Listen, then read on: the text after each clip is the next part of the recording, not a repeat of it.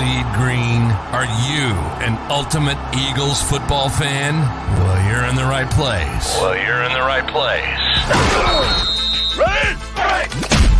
This is Birds 365, hosted by the new Mac and Mac, Jody McDonald and John McMullen. Here we go. Who collectively have covered and talked about more than 50 plus years of Eagles football. Kick off your day with Birds 365. You'll get debate. We love to argue. You'll get the real story from inside the locker room. And you'll hear from some of the great football minds from around the region. You're about to become an Eagles insider. Get in the game. Join Jody Mack and Johnny Mack and join the football community that flocks to Birds 365. Birds 365 starts right now. Welcome to the NFL. Let's go.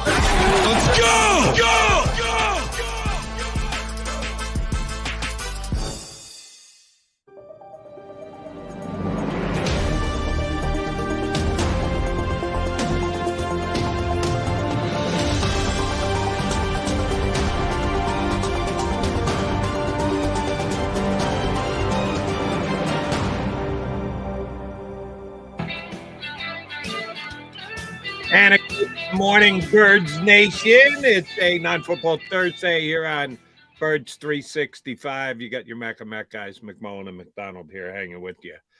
Yeah, it's just kind of weird, Johnny Mac. When we start these shows, I note what day it is, what time of the week is, and we're leading up to a weekend full of football.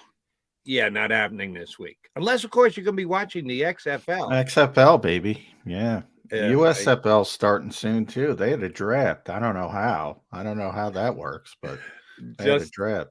I just read a note that the XFL ratings were not great. The XFL. Yeah.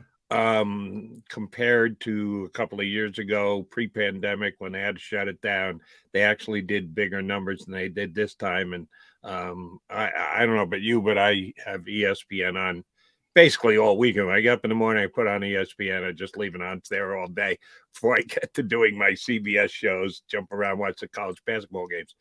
They made a push last weekend to try and get the XFL over. As a wrestling guy, I know you understand what I mean by that term when I say get them over. Rock following him around to camps and meeting with guys, and a Hawaii kid who was trying to get you to feel good about the XFL. Yeah, not good. Football's football, and I love football just like everybody else. Are these guys just swimming? Is the small piece of the pie that you can get in spring football really worth doing? The NFL is such a monolith. That's a word we used here on the show within the last month. Are they just swimming upstream and wasting their time? I think so. I've had it talk. Now, I think it's great for players, developmental players who don't want to give up on their NFL dreams. So there's two sides to it. But, the people, and I know this because I'm a wrestling guy, why Vince restarted it is, there was sort of pre-pandemic, there was a television boom when it came to rights fees. And the goal was never to compete with the NFL. It's not about competing. It's not about competing with the NFL now. It's about getting rights fees from TV providers, because very few things on television, people haven't noticed, draw ratings anymore. With the explosion of streaming and things like Netflix and Hulu and Apple TV versus traditional television providers, about the only thing that provides solid, consistent ratings as professional sports. So the thought is, they're giving out these rights fees, and Vince McMahon, I'm talking about, went through it with his wrestling company. It just exploded. I mean, he makes over $1 billion a year for TV rights. It's like, if I can get $200 million a year, which is a drop in the bucket compared to the NFL, you can make a very, very profitable business. And that was the goal, and that was the plan, and that was the business plan. And the pandemic hit, and obviously everybody pushed back, pulled back from a spending aspect. Since now post pandemic, they're still willing to pay for the brands, and NFL, NBA, Major League Baseball, WWE. They're still willing to pay, and this is my other buddy Tony Khan, who I know that was his plan. All right, I'm going to start this thing.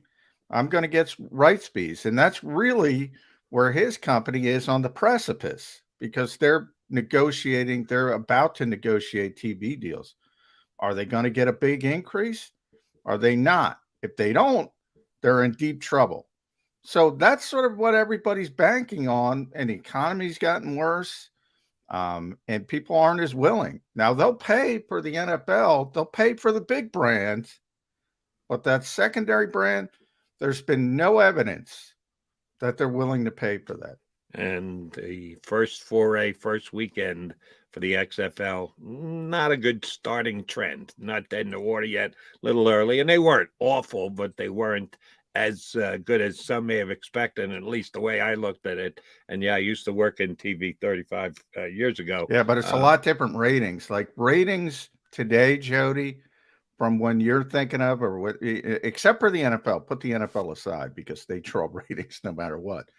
But ratings, if you draw 4 million people on network television on a Friday night, that's unbelievable. Now, it would have been a disaster. Would have gotten you canceled inside of 2 weeks, 20 years ago, maybe 10 years ago. Now it's considered a success. So it's a lot different than it used to be. Understood. But that wasn't where I was going.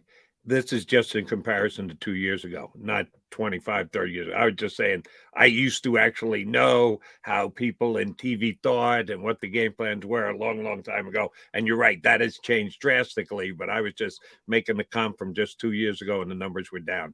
That's not a good sign. You can comp from just 2 years ago. You're right. You can't comp anything to 20 years ago.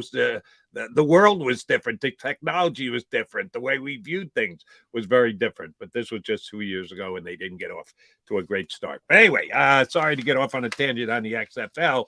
John, Eagles football, one of the defensive coordinators they interviewed and met with will not be the DC for the Philadelphia Eagles. Jim Leonard and the Eagles, at least as per the reporting, mutually decided. Mutually decided. You can believe what you believe. I'm not buying. Are you buying it? I'm not buying it. Probably not. I think one, and I don't know that I don't buy it, but when you say mutually, you think it was 50-50. They looked at each other at the same time and said, nah. No, I do not believe that. I believe one of the two parties was more in the lead of deciding it wasn't going to work out. Eagles. But if not, I think that Jim Leonard might have been able to read the room and say, all right, I'm not getting this one. They're going another direction. So you do that off. I've done it in my life. I'm sure you've done as well. You break up with her before she breaks up with you. You see the hammer coming, so you go, no, let me make my decision here ahead of time. Either way, doesn't matter. It's irrelevant. It's not happening. I thought it was a good name. I'm a Leonard guy because he gave my Jets 2 very good years as an undersized, hard-fighting safety those are the guys who I think usually make good coaches. I didn't study him enough or know him enough at Wisconsin to go, and he was great at this and not so good at that.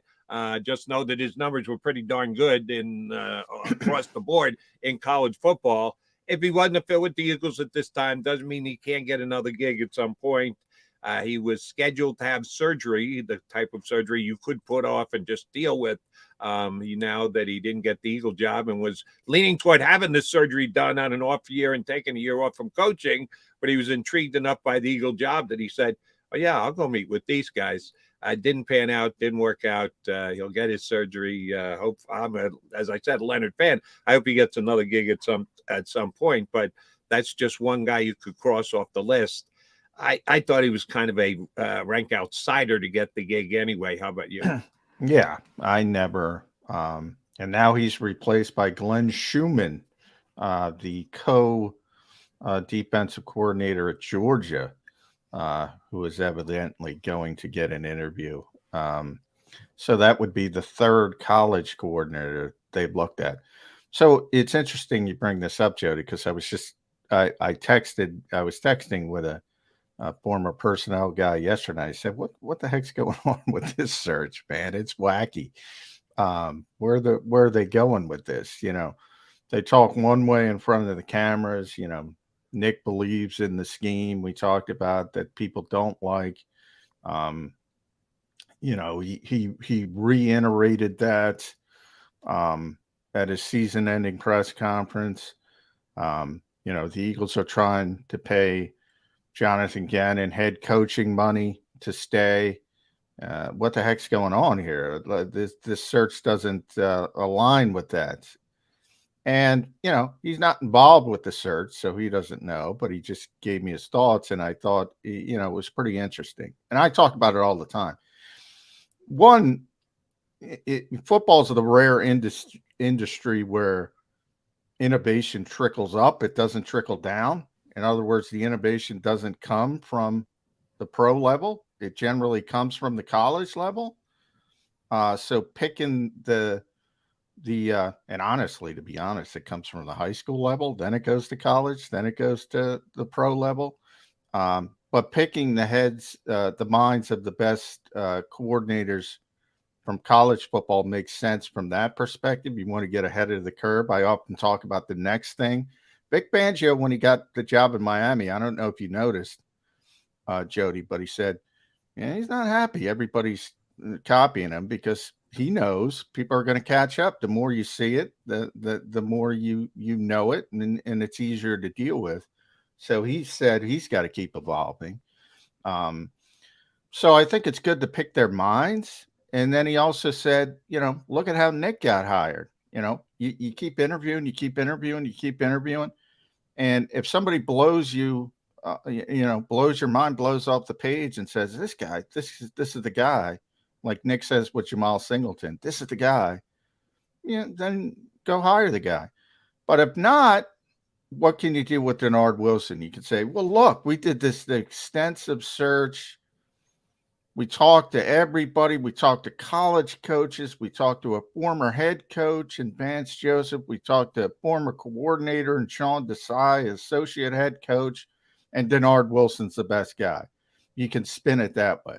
So there's really no downside to it. If somebody blows your mind and thrills you, you can hire them. And if not, you can go back to your original plan and say, we talked to everybody in the world, and Denard Wilson is the best guy. But I went there yesterday, and I apologize. I don't remember what you said. I think when we had done one, I remember what he said either.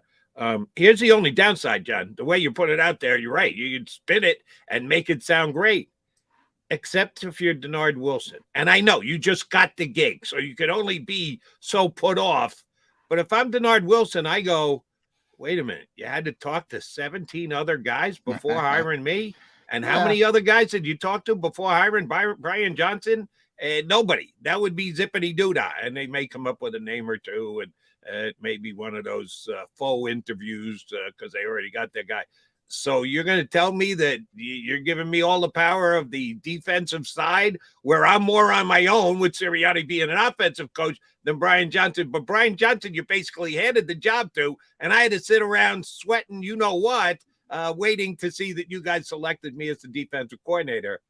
Yeah, I don't know that that's a good situation for the Eagles to be in. No, I mean, I think that's kind of part of the industry. I mean, Denard's only 40 years old. Another young coach from that perspective. He's never been a coordinator before.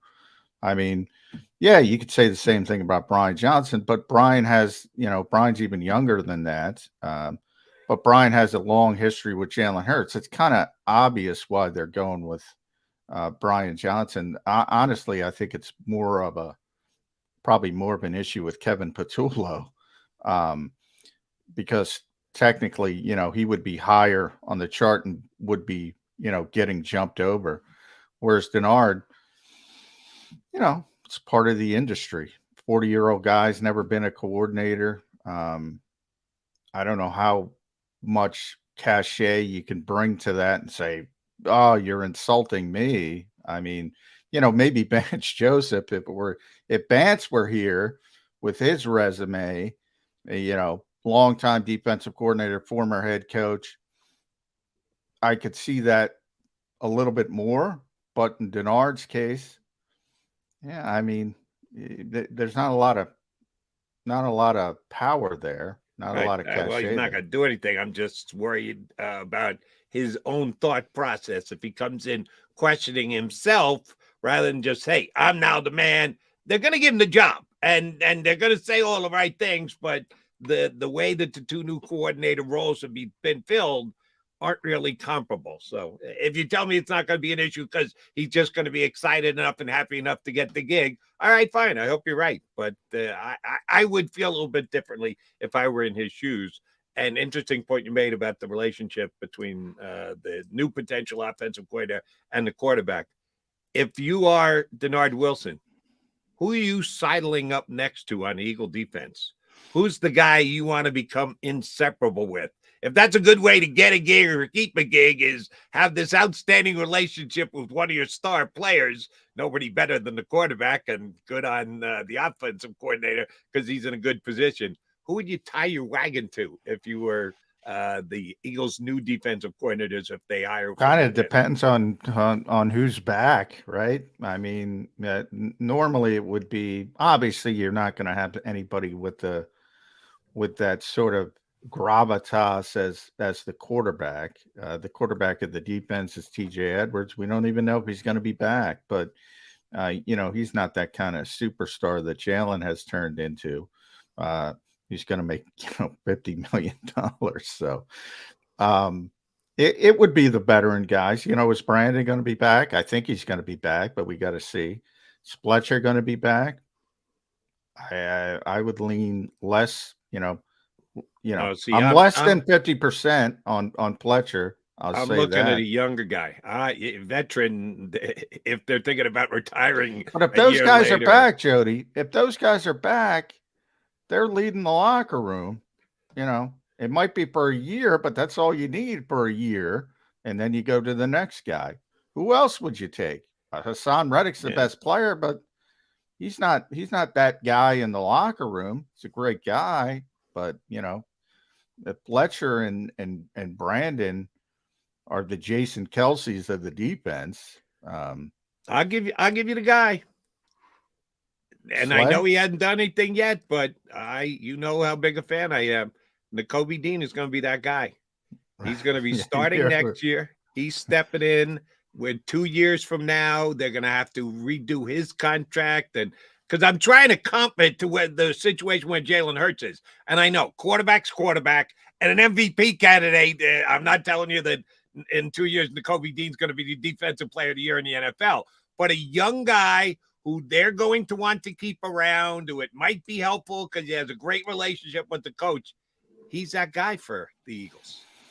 Yeah, you and I are going to agree to disagree on that one. First of all, the position. I mean, the Eagles don't give a hoot about the position. And we'll see how much they care this year with TJ, because TJ's an unrestricted free agent. I think somebody's going to want to pay him, and we're going to see what the Eagles do. In theory, if the Eagles bring TJ back, Nakobe's going to slot in as the weak side linebacker, which is Kaiser White's role. I mean, I hope he plays well, but even if he plays well, and I've made this comparison before because he replaced, Roquan Smith at Georgia, and Roquan's such a good player and top 10 pick, yada, yada, yada. Look at Chicago. Chicago was like, all right. The position is so devalued in the NFL. That's why I said, even though TJ's the quarterback of the defense, the position's too devalued. It's like it's like snuggling up to a running back on the offensive side. It does, it's not going to do much for you. Okay. I'm a Kobe Dean guy, and I'm still believing that when he gets a chance, he's going to end up being a big-time playmaker for the Philadelphia Eagles. All right, he's John McMullen. I'm Jody McDonald. Coming up, in the next couple of minutes, he hasn't jumped into the green room yet, but we expect him to any minute. I know some of you guys on the stream have missed him this week. Our buddy Jeff Kerr is taking a little bit of a hiatus with Good Morning NFC East, so you haven't had a chance to tune in and find out what JK is thinking. Oh, we'll give you that chance. Jeff Kerr scheduled to join us next here on Birds 365.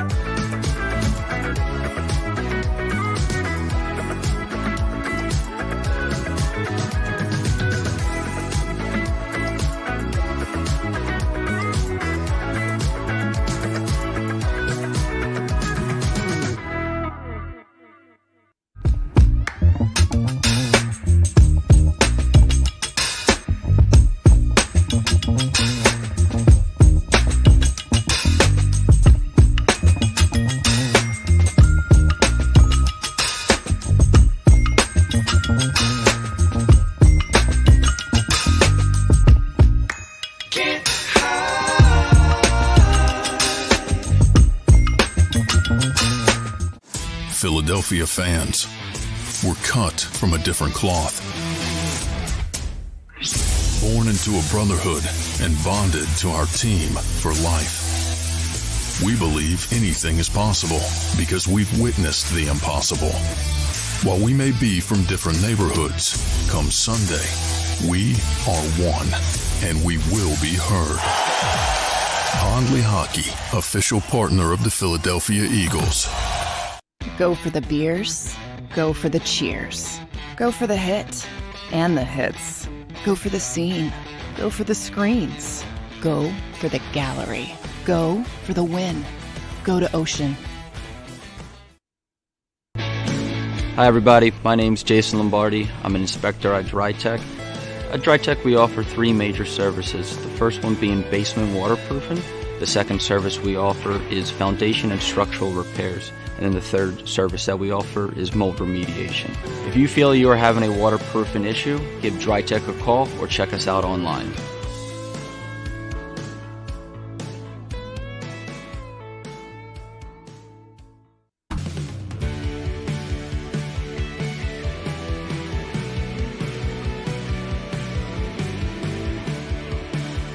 My name is Fran Salerno, and I'm a managing director here at Del Valle Insurance Group. Been in the business for over 36 years, saving people money on their insurance needs. Give us a call. Let us help you custom design an insurance plan that meets both your needs and budget.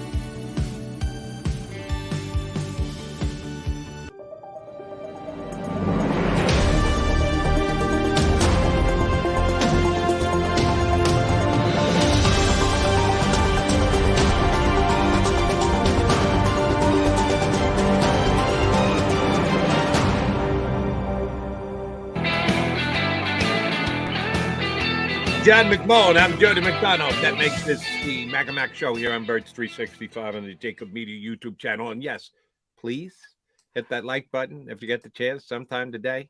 Even if you don't like us, come on, just do it because you're a nice guy. Even if you know you're lying, damn it, hit the button. It really is.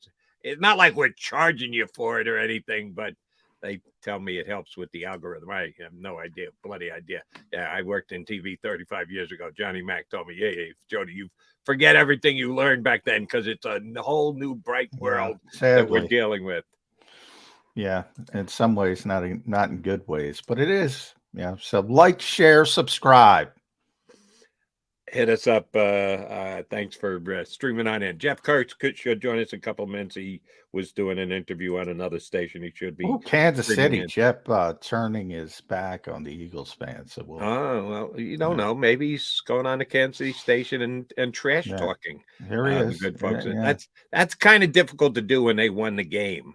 You can do all the trash talk. Well, like John and like a lot of others here in town, continue to sing the song of the better team lost the game. I believe that. Yeah, I don't. I know you don't. Where you and I disagree. They had a parade in Kansas Now that's City. old school. All we've had is a parade of people complaining about a call in the last 2 minutes of the game that could have won the game. I haven't complained about the Eagles. The call. Actually won the game. The Eagles lost the game. I have no issue with that call. You have never heard me complain about officials, the field. I do not complain about that kind of stuff. Both teams played with the same officiating staff. Both teams played on the same field. And I always bring up, you and I just fundamentally disagree. I always bring up the 16-0 Patriots. I don't care how many people tell me, well, the Giants are better because the Giants beat the Patriots. No, they were better on that day. They deserve credit for playing great 60 minutes of football. But they are not the better football team. Hi, Jeff Kerr. How are you? You're right. The Patriots were undefeated until that game. So you're comparing this year's Kansas City Chiefs to that team's New York Giants. How many games did the Giants win that year? No, I'm leading up to the Super Bowl. And I'll get Jeff's thought on this. No, I'm not comparing. I'm saying that is such a lopsided example of what I'm talking about. You can't deny it. One team was obviously better, but they lost. No, the Eagles and Chiefs were very close. I'm not saying it was that lopsided, but I'm saying the Eagles were the better, more well-rounded team. After 30 minutes of football, I admit, I said, Kansas City can't deal with this team. They're done. I give the Chiefs all the credit in the world for that second half. Not all the credit, because you're still saying they're a lesser team. They are a lesser team. In my opinion, the better team lost. It happens every week in the NFL. There would be no such thing as upsets. Upsets happen all the time. John, you're arguing the possibility of there being an upset. I get that. That wasn't what happened on Super Bowl Sunday. The Eagles were a 1.5 favorite. The Eagles weren't a 9-point favorite. They were a 1.5 favorite. They got beat. That to me swings the pendulum from one side to the other. I'm not arguing that got beat. I'm arguing that's a slight upset. I'm arguing the better team lost the football game. It happens all the time. You're acting like it never happens. No, you're acting like you can compare an upset like the Giants over the Patriots. No, that's not what I said, Jeff. Help me out. That's not what I said. I said that's such a lopsided example of what I'm talking about, that even people that disagree with me, like you, can't deny that it happens, because that is so lopsided. Wouldn't try to deny it. Upsets happen all the time in they football. Happen every week. I acknowledge that. That wasn't the case in this game between the Kansas City Chiefs and the Philadelphia Eagles. It's the Super Bowl, because the teams are relatively evenly matched, because they won the football game. What does that mean? If they play 100 more times, Kansas City's going to win? If they play 100 times, I think the Eagles are going to win more than 50. That's my point. That's my only point. And I think Kansas City wins more than 50, because here's the one thing that I know I did, and I think a large percentage of Eagle fans did, including you, John, because of the stance you've taken. We underestimated the coaching matchup. It happened.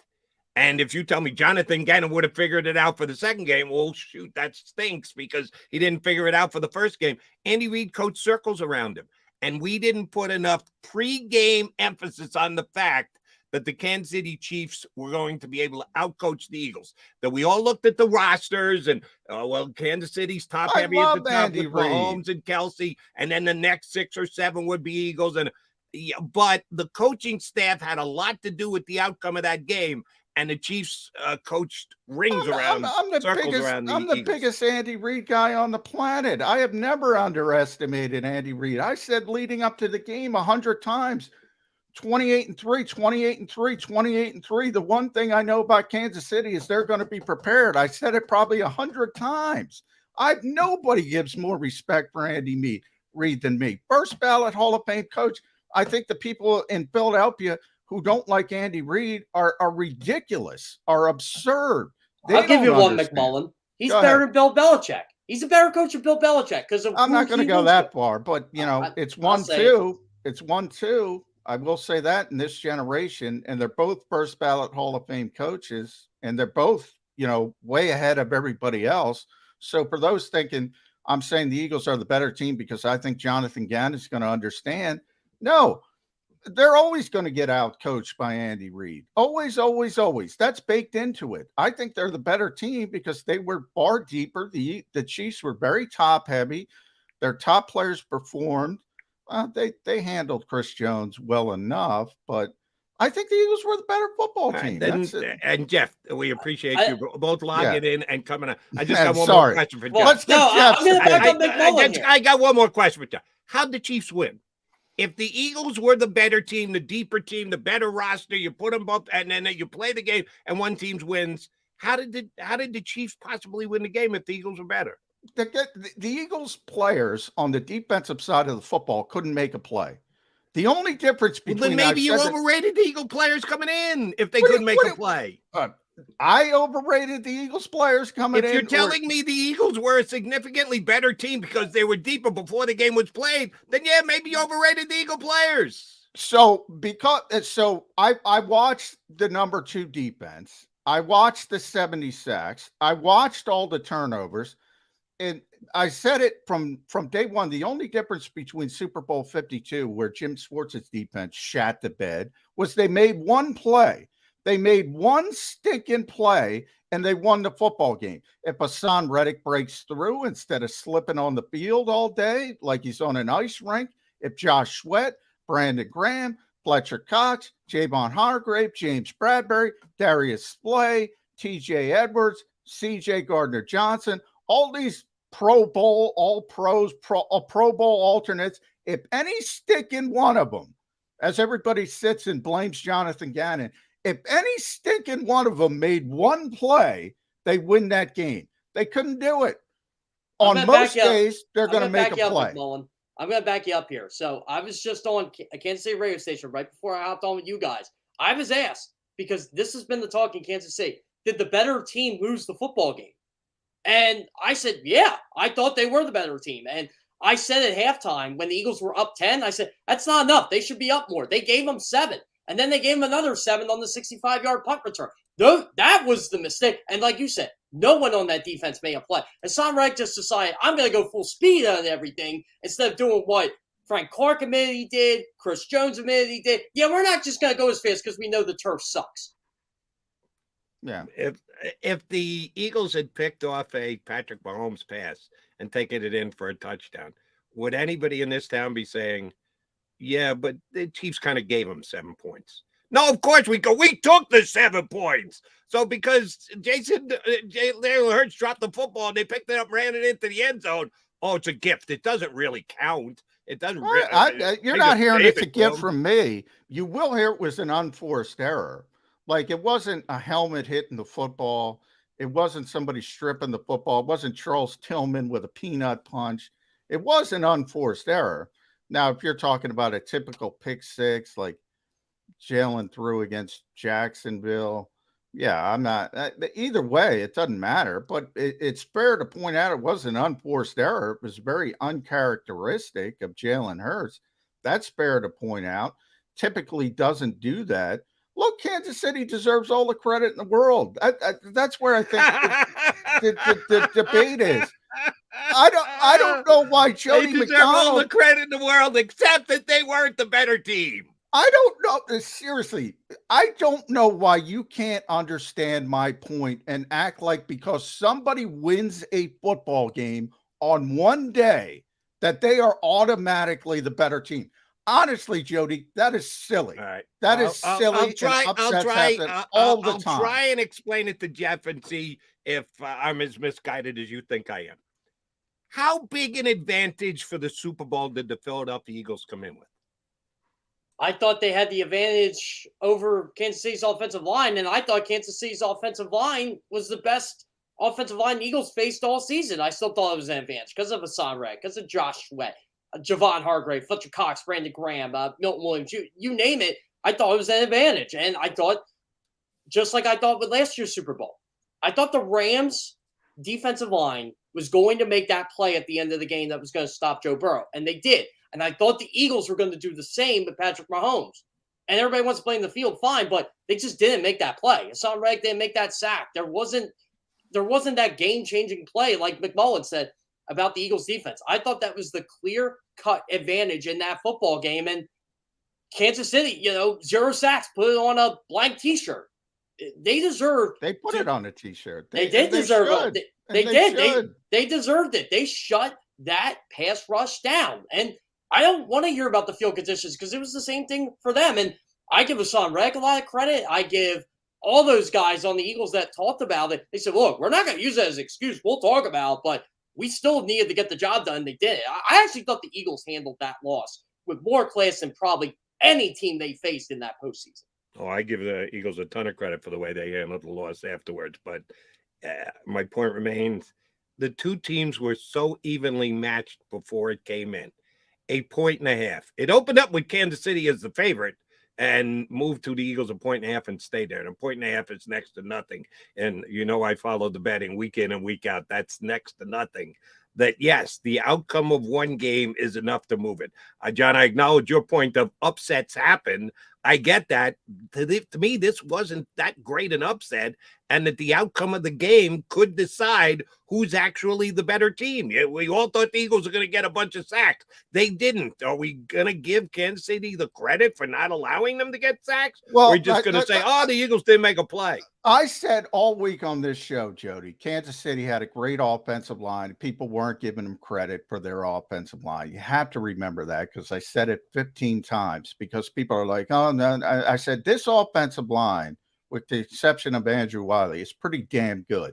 It's in the conversation for being the second best offensive line in football. And Andrew Wiley was helped out a little bit by the field conditions. But again, the Kansas City did a better job with that, dealing with the field conditions. I think everybody wants to default to the loss on Jonathan Gannon. I default to the loss on the players, the lack of execution, the fact that they weren't able to handle the conditions. And they have so many star players. If we run down the list right now, we can do it, and Jeff can do it, and you can do it.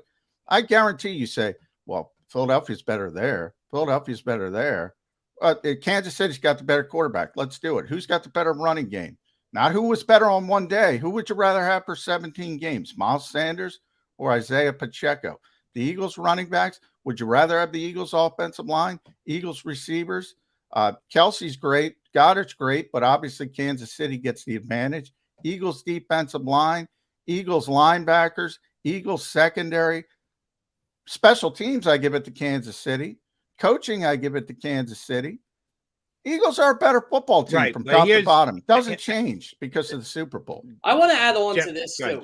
This wasn't talked about enough. I'm sure you guys talked about it. Did anybody realize the Eagles allowed 6.1 yards per carry in that game? Oh, sure. They don't give a crap about the bench. Yeah, well, that top 10 run defense they had with the Dominic Sue and Linval Joseph showing up. They were non-existent. Isaiah Pacheco ran all over them. And then the Patrick Mahomes run, I still can't believe they let him go on that bum ankle. Yeah, I mean, they didn't play well. Here's where you and I aren't going to be able to agree on, John. You're right. You went through the list and you checked off all the ones. If this were an investment account, the advantage that the Eagles have at safety would be about 8% of your portfolio. Coach is about 30%. Quarterback is about 35%. So the Eagles, if you're just going down column by column and check them, oh, but we're better at this, we're better. Yeah, but the bigger portion of your portfolio is invested in quarterback and coaching. They count for that much more. You can't equate coaching to who's got the better safeties. Well, the ironic thing about that, Jody, you're right. Obviously, I wouldn't put, I think personnel is more important than coaching, but I wouldn't go that far. Where I would go is obviously quarterback. The ironic part is we're both on the same page. Look, Kansas City has the best quarterback in the world. But on one given Sunday, Jalen Hurts was better player on the field. You said it. I said it. I think we both agree with it.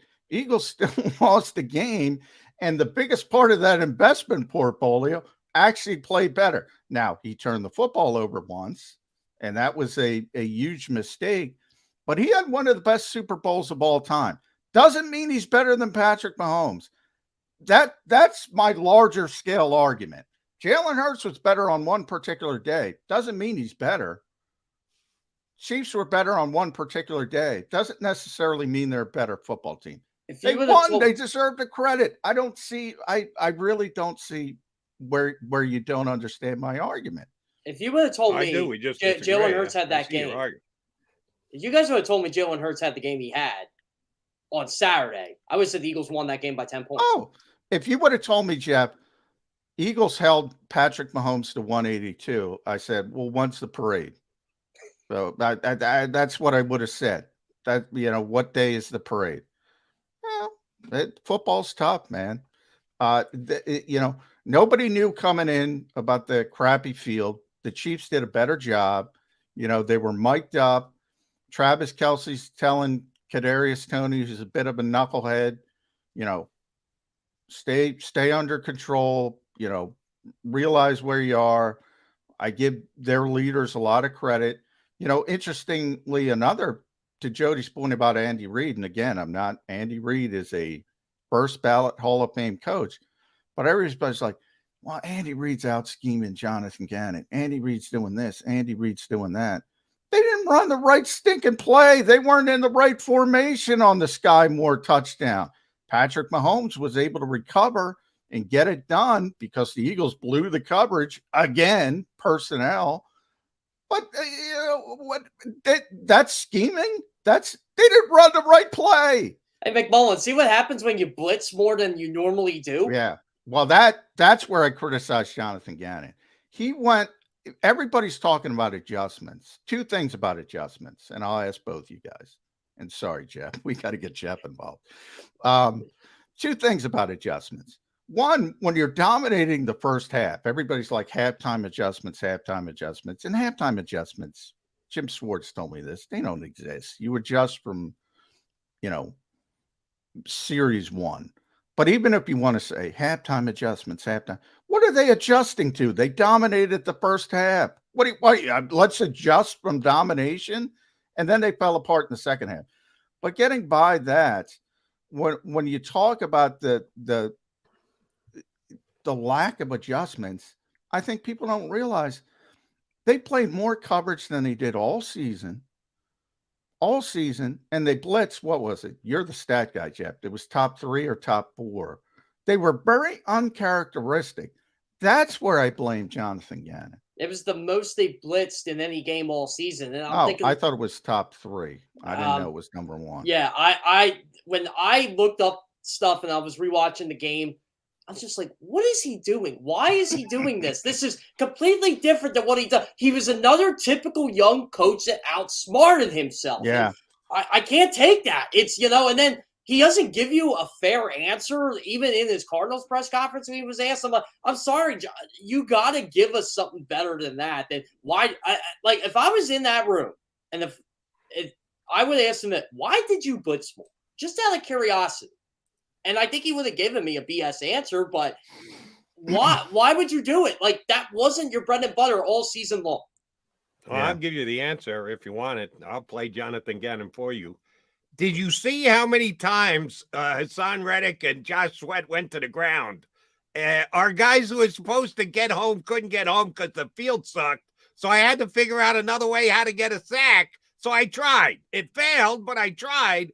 But I couldn't get my usual pass rush because my guys were incapable of it because of the field. I guarantee you that's what Gannon would say.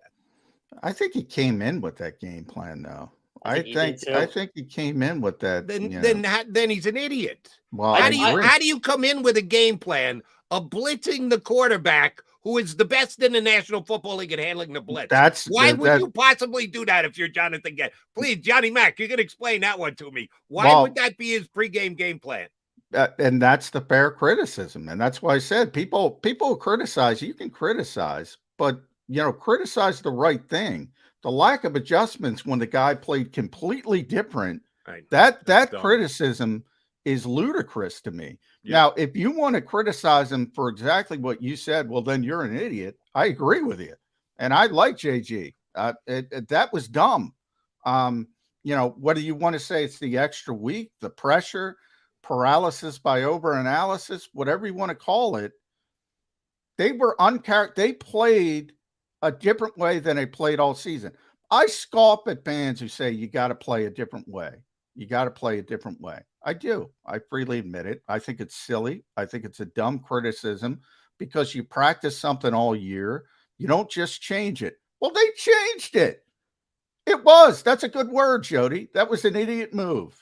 It was an idiot move. I agree with Jody 100% on that. I think he got baited into thinking Patrick Mahomes' high ankle sprain was a lot more serious than, just like how people got baited into thinking Jalen Hurts' shoulder wasn't as bad as they were making out to be. And they're looking at the stats saying, his deep passes, this and that. Like, no, it's better than what people think, just like Patrick Mahomes. And I'll tell you what, that halftime, Mahomes was asked about it. Did you get a shot or anything? He said, no. He said, I had 18 more minutes to get treatment. And I think that's what helped him get through that second half.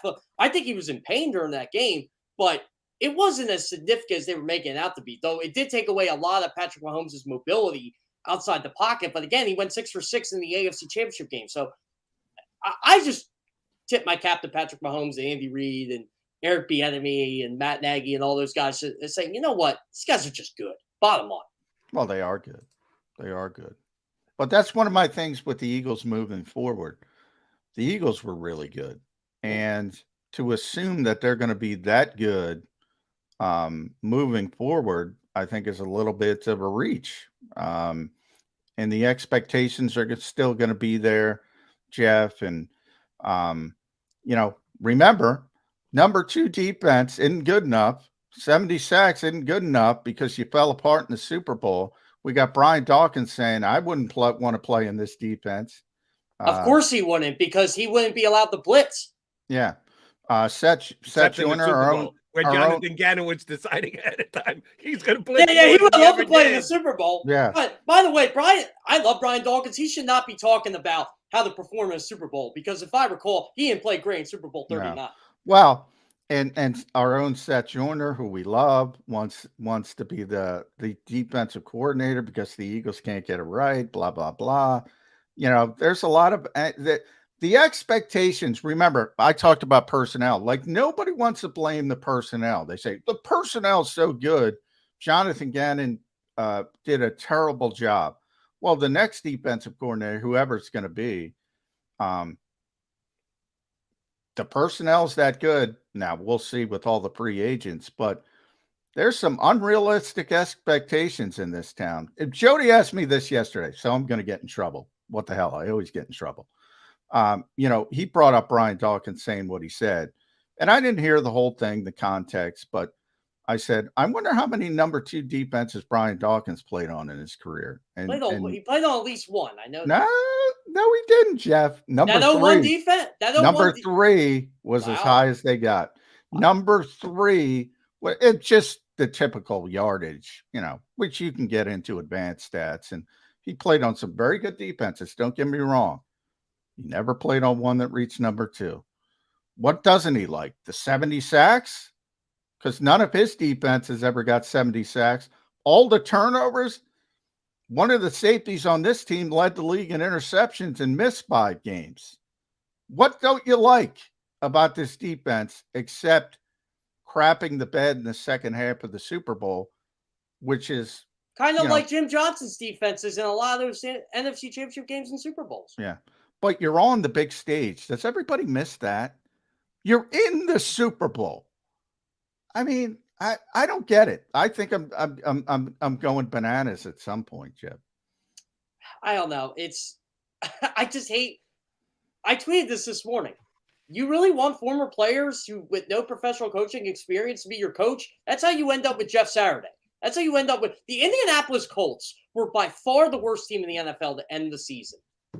They were an absolute embarrassment, an absolute joke. They're probably one of the worst teams I've ever seen in all my years of covering the NFL and in all my years of watching the NFL. That's times when you put a former player who's never had any coaching experience in that situation. It's the bottom line. So I love Seth Joyner. You want to be the Eagles defensive coordinator and give up 30 points a game every week? Go right ahead. I don't care. That's fine. If that's what the fans want, fine. I'd rather have a good defense. I just don't know who's going to replace Jonathan Gannon here. Like, I would love Jim Leonard. That's where I'm going to, Jeff Kerr. You got to tell me. We're down to 5 days. 5 days until the combine starts. And I know there's no rule. It's not like the Eagles are going to get fined or pay a price if they don't have a DC in place before the combine. But anybody you talk to in the NFL, you want to have your coaching staff in position.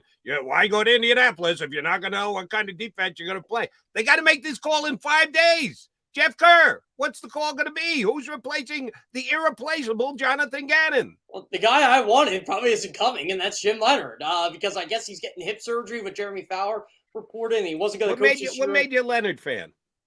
I always loved him at Wisconsin. I always thought he got the most out of players that weren't particularly good there. And TJ Edwards is a prime example of that. What do you mean? He was great. He was great at Wisconsin. But he was undrafted. TJ takes more hits than Jonathan Gannon. I like TJ Edwards, but just because you weren't drafted doesn't mean check the numbers, check the stats. He was great. He ran a slow 40 time at the combine, and that got him undrafted, which was everybody's great in college. My high school teammate was great in college. Yeah, but he was second in the Butkus voting. He was a big time. He was an All-American. I'll give you player. that one. But I mean, he's just getting the most out of players though that weren't exactly. I forget what TJ Edwards was in college. Was he a 3 or a 4-star? I can't remember. But when you get a lot out of a player like that, that's where I was going with.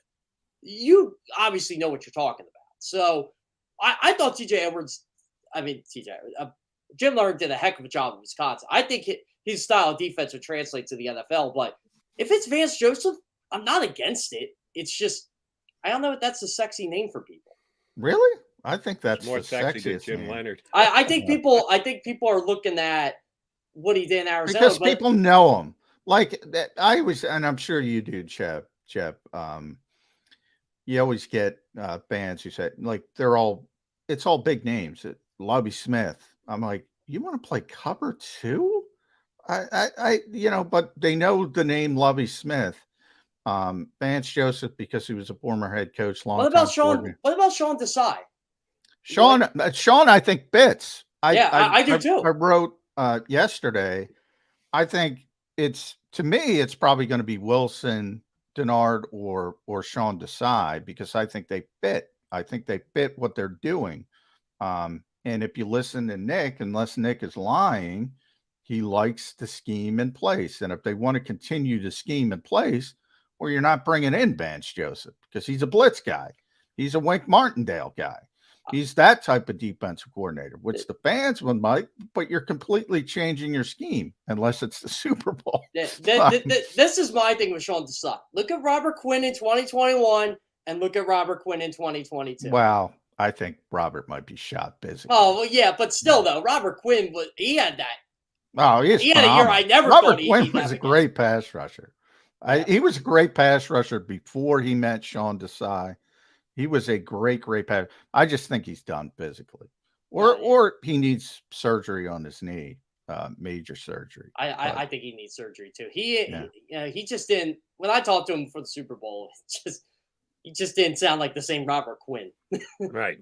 But just remember this when next Howie Roseman picks up someone at the trade deadline and the explanation is, he's getting double team on every single play. That's why he's got no – why would you trade for a guy who's getting no sacks? I get it. He got 20 the year before, but he's got none this year. Oh, it's because he's double teamed on every single play. Well, he came in here to Philadelphia. Either he didn't play or when he played, he didn't get double teamed. And he still didn't get any sacks. So sometimes just checking the stats does work, which is what I'm going to do for you, Jeff Kerr. This sounds like a Jeff Kerr project if I've ever heard one, because you're great at getting this stuff up.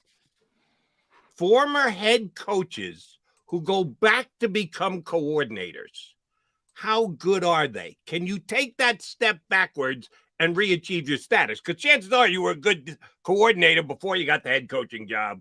Then you get fired, and then now you got to go back to the grind and do it.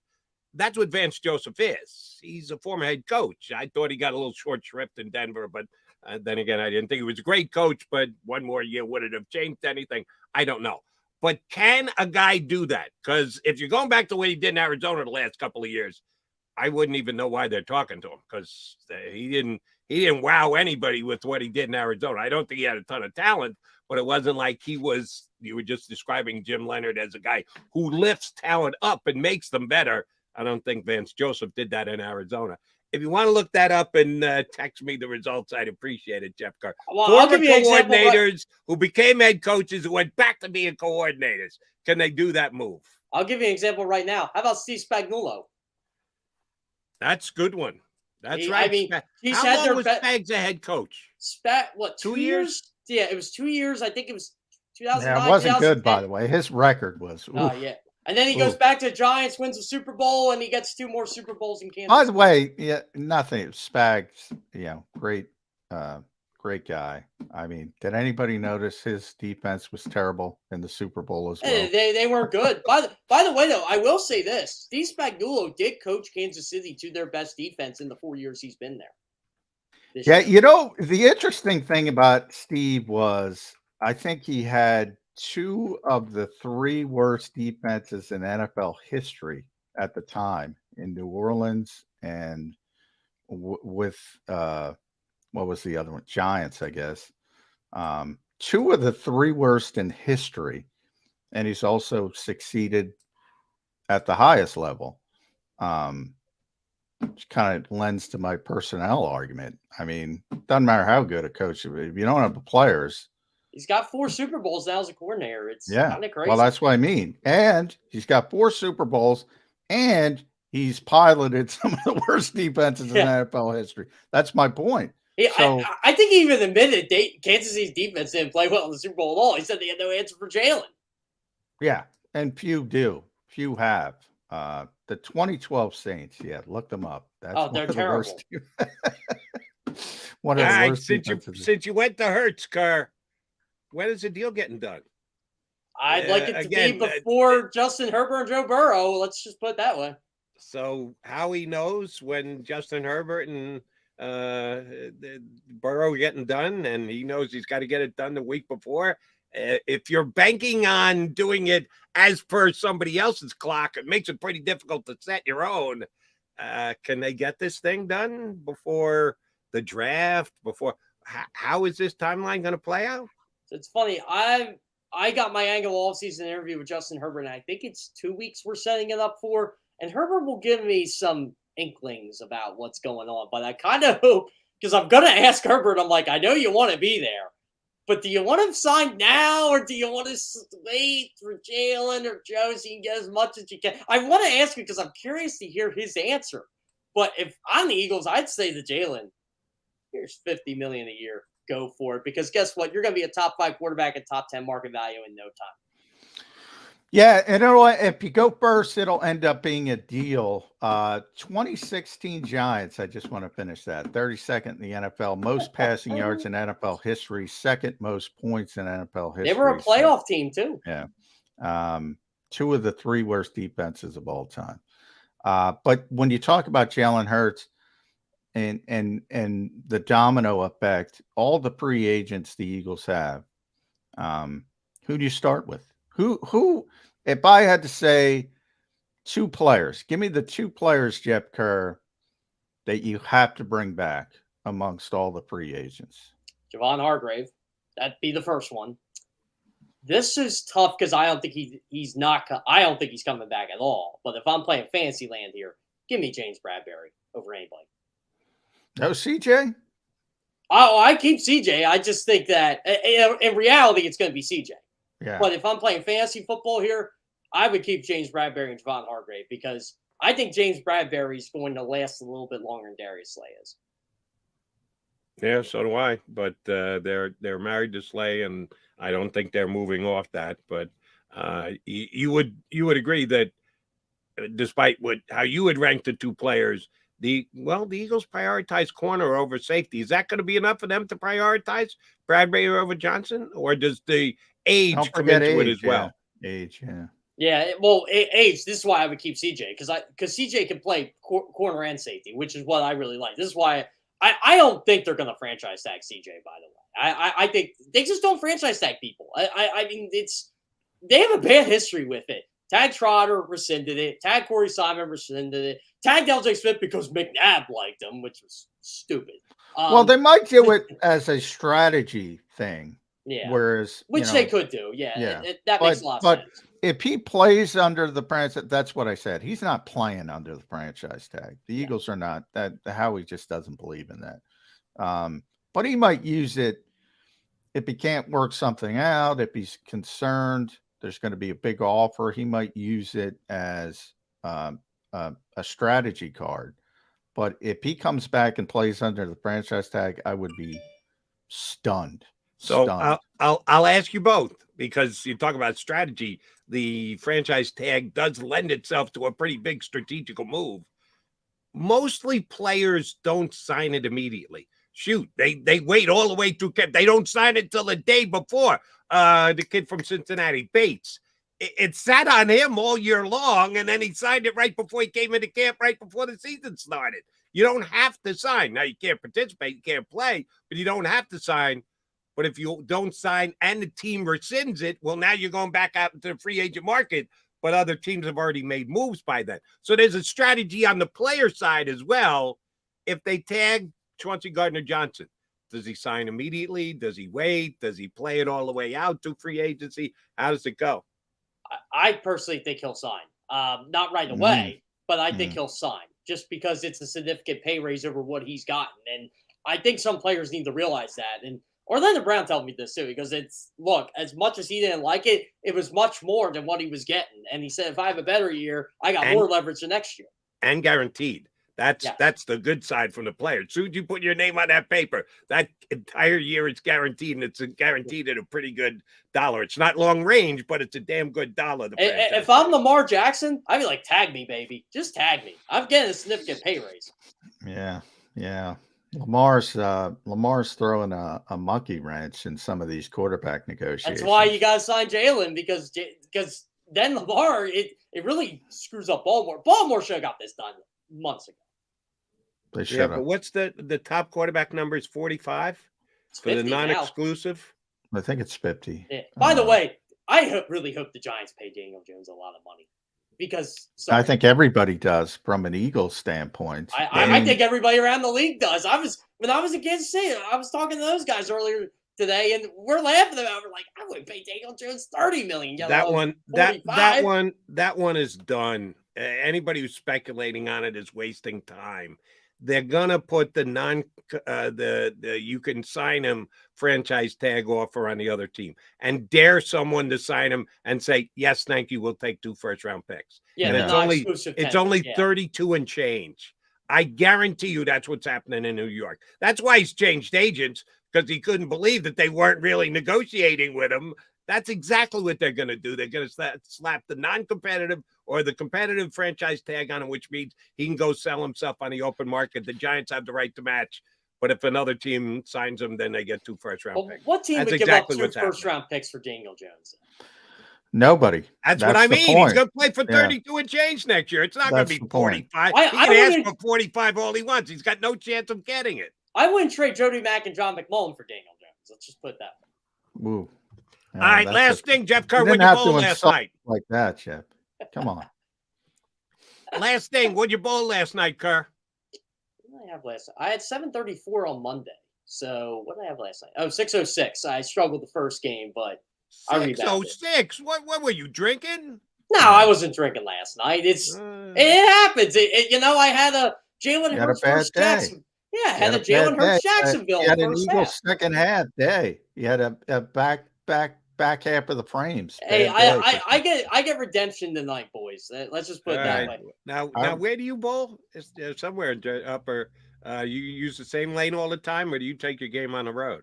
I take my game on the road on weekends. My home lane is back in my hometown. Do you got your own track, as they call it in Kingpin? That's my bowling knowledge. All comes from Kingpin. I do have my own line I play, yes, but a lot of people tend to play it. You got to throw it hard and you got to throw it fast, boys. That's how you succeed.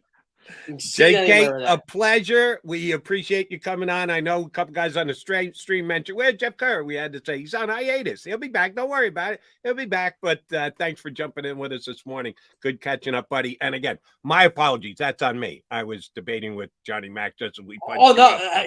Guys, I was thoroughly entertained just sitting here. I'm that guy that eats the popcorn. I'm Michael Jackson. Yeah, people like when Jody and I argue. Yeah. I thoroughly enjoyed it. I'm like, hey, you know what? You guys can argue the whole 30 minutes. I don't care. As Tio would say, get your popcorn. Jeff Kerr, thank you very much for jumping in this morning. Yeah, sounds great. Thanks for having me on, guys. Jeff Kerr, CBSSports.com, and the host of Good Morning NFC East here on the JAKIB Media YouTube channel. Appreciate your being on the JAKIB Media YouTube channel with us. Mac and Mac here on Birds 365. I would come back. I got one thing I want to hit Johnny back with, not who was the better team in the Super Bowl. We beat that to death. But coming up in less than 15 minutes now, Ben Solak from The Ringer and the Philly Special Podcast. We got Ben coming up in less than 15. Stay with us. Post-game show with Seth Joyner. I knew that they had a running game. Derek Gunn. He has put in the effort. Devin Caney. Had we not won the Super Bowl, what would we be saying? And Mike Missinelli. Well, you know who Philly is. Post-game, now streaming on the 6ABC family of apps.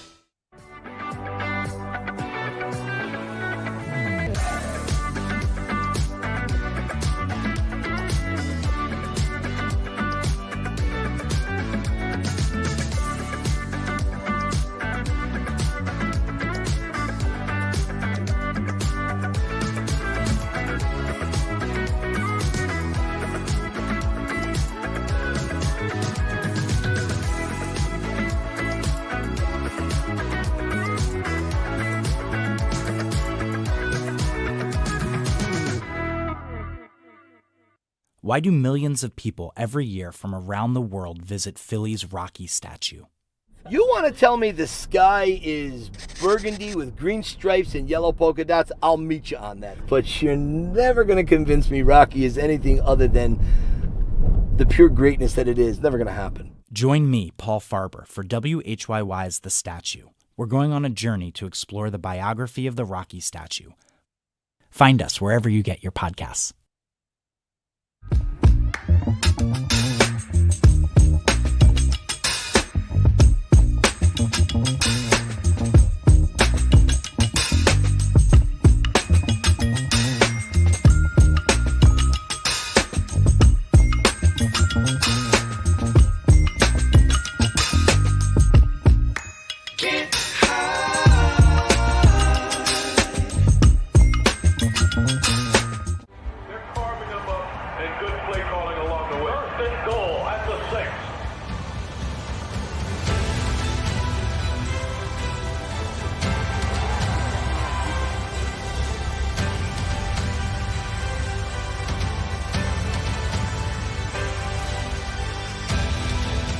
Field of life, First Trust Bank is there for you.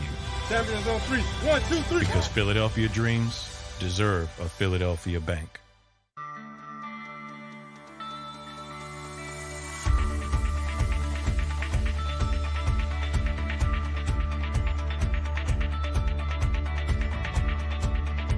Hi, I'm Jim Muehlbronner, Managing Partner at Del Valle Insurance Group. Give us a call. We're a local, knowledgeable agency, not an 800 number. Go Birds!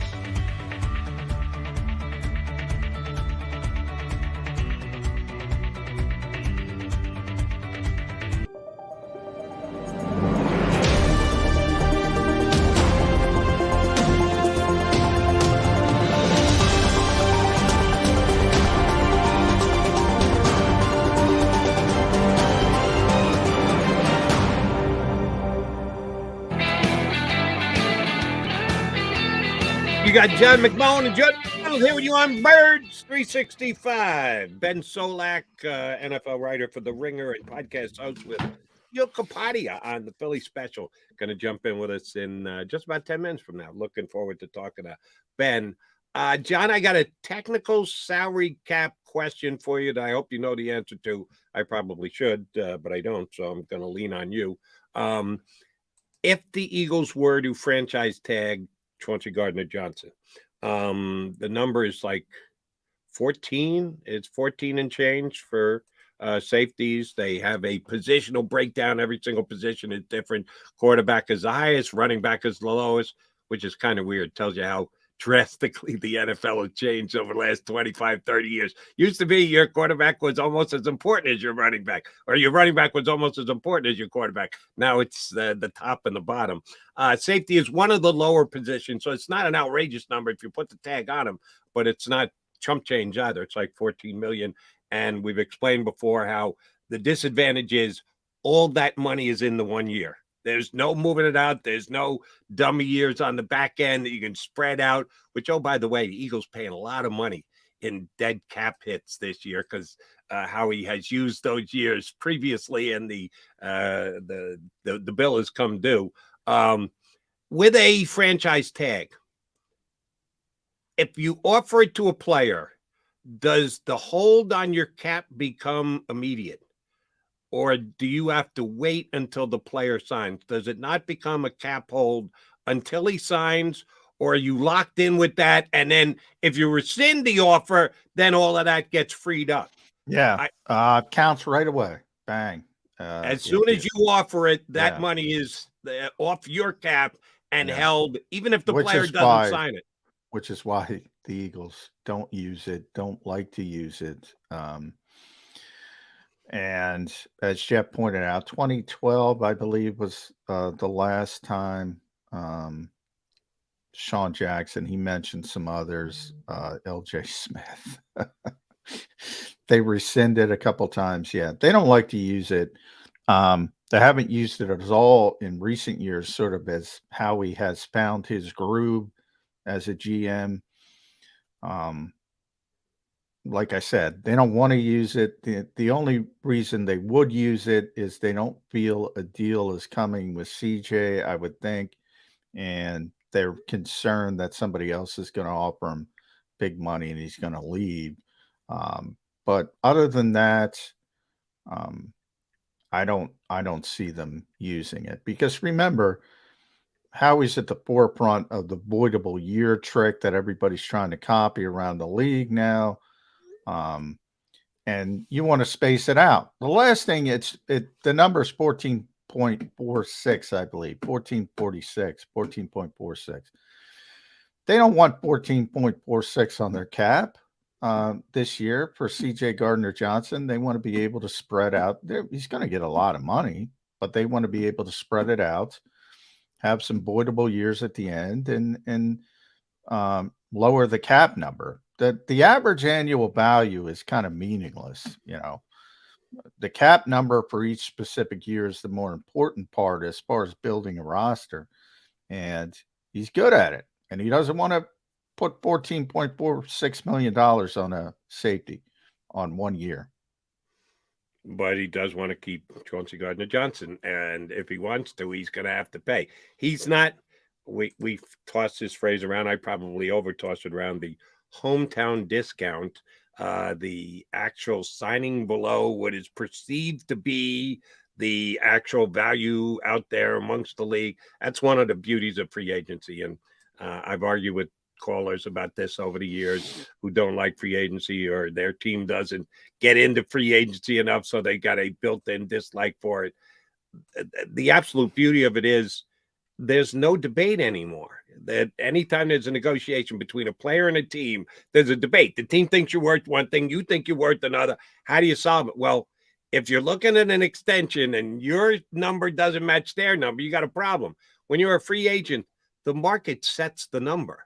You can go out and you can sell yourself to 29 other teams, and your number becomes your number. Then you have to, if you're a player, you got to realize, okay, this is my number. Maybe I thought it was going to be higher. Maybe I thought it should have been higher. But the league has spoken, this is what I'm worth. And if the team is less than that, you say, all right, see you later, bye. If you want to take less than that, yes, you've officially entered into a hometown discount. BG, the only guy on this team who's going to give them a hometown discount? I would think, maybe Fletcher, depending on what he gets elsewhere, if there's any offers. But it's always veteran players who made their money and are comfortable in their situations. Look at CJ. He didn't give the Saints a home. That's the reason he's here. Because they knew they didn't want to pay him. They're the ones that drafted him. They're the ones who gave him the opportunity. They saw the landscape and said, all right, let's get something for him because, you're not giving them a hometown discount. He's not giving the Eagles a hometown discount. By the way, Spotrac, his valuation is 5 years, $66.7 million. So average annual salary of $13.3 million. That's what they're not always perfect, but they're pretty good with that stuff. And oh, by the way, just note that that's below what the franchise tag would be. Yeah. Yeah. So if you're a player and you're going to put some emphasis on that and go, yeah, I'm about an average annual value 13 and change $1 million player. Oh, I can play for guaranteed 14 this year. Yes, please hand me that paper so I can sign off on it. I get it. Everybody wants, and that 60, what do you 66 for 5? 66.7. 66.7. Right. To be specific, 66,658,780. Understood. Now, the key element for the player is on something like that, how much it has guaranteed. Yeah. But when you have 5-year deals like that, you can backload it. So you give him the, he's getting more than 14 million guaranteed. It'll be, whatever, 20, 21, 22. But you can backload the contract so the big cap hits are in the 4th and 5th years. And by that time, if he plays well, you just redo the deal and extend it and keep doing it and keep doing it. And that's what Howie and Jake Rosenberg have done tremendously. But agents are smart enough to say, we don't want any part of that unless the percentage of guaranteed money is big. You're not going to take backloaded years unless you're getting a big chunk up front. That signing bonus better be pretty damn big if you're going to get me to take back end years that I know are never going to see the light of day. Yeah, and either we're going to negotiate a new deal or you're going to cut my guy's rear end before. And he's going to get a lot of guaranteed money. That's the point. But it's much more palatable from a salary cap standpoint for the Eagles because they could backload it. That's all I'm saying. All right, you threw out a name that does scare me a little bit during this offseason. And, I'm a Howie fan. You're a Howie fan. Not everybody is. You and I both rank them. Well, they are now. High. They are now. Those have migrated over to our side to see that Howie's one of the best executives in the National Football League. He's got a blind spot. His blind spot is, well, he's got two, actually. One won't be as big a problem, or at least I hope not. Derek Barnett, but I don't know if that's as much a Howie thing as it is a coaching thing. The coaches really like Barnett. They were probably involved in getting him signed to a contract extension, which full well. Yours truly was against. Sorry, the guy never lived up to that. You talk about one play, that one play in the Super Bowl. He fell on the football. That's it. That's the extent of Derek Barnett's contribution as a first-round draft pick over 5 years to the Eagles. He fell on the football during the Super Bowl. So I can't take that away, but he was a massive disappointment. No, I'm not even talking about him. Fletcher Cox. He's one of Howie's favorite players. This past offseason, they redid his contract. They paid it off, so they took the cap hit all last year. And then went and gave him a big number again, even though his stats were down 2 years ago to last year. His stats are down again last year to this year. Howie seems to want to take care of Fletcher Cox. Should there be a concern that as a free agent this year, they once again, because if you go through all the Eagles contracts, and I did this on WIP one night, and you just put pluses and minuses next to did they earn their contract against their production. The Eagles are plus. You don't know, whole roster. All of the guys played above and beyond what should have been normal expectations. Fletcher Cox, for me, was a minus. Should Eagle fans be worried that Howie will once again, because he's as big a Fletcher Cox fan as he is, that they'll re-up him and give him too much money? He's not getting 14 million. Kind of depends on. Oh, you still got the PFF numbers up? No, but I can check Fletcher.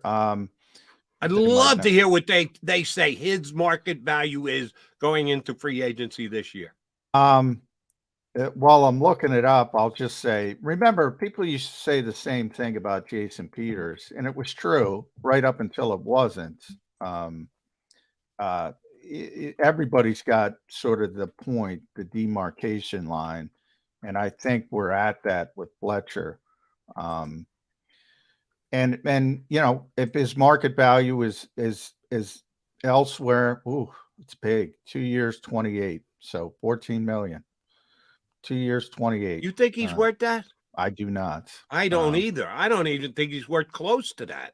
Yeah. So if that's the number, yeah, I don't think he's going to be back. I mean, if that's the number, that's just their value. That's right. If that's the number, no, I don't think he's going to be back. You gave me two. Chauncey Gardner-Johnson, 5 for 66, or Fletcher, 2 for 28. That's not even a conversation. One I'm signing immediately if I'm the Eagles, and the other one I'm going, yeah, no, good luck. We'll see you down the road. Because remember, the Eagles have good young players. Well, they have to prove themselves, but they have young players they're high on in Jordan Davis and Milton Williams. So that factors into it as well. He's John McMullen. I'm Jody McDonald. Appreciate you streaming in on Birds 365.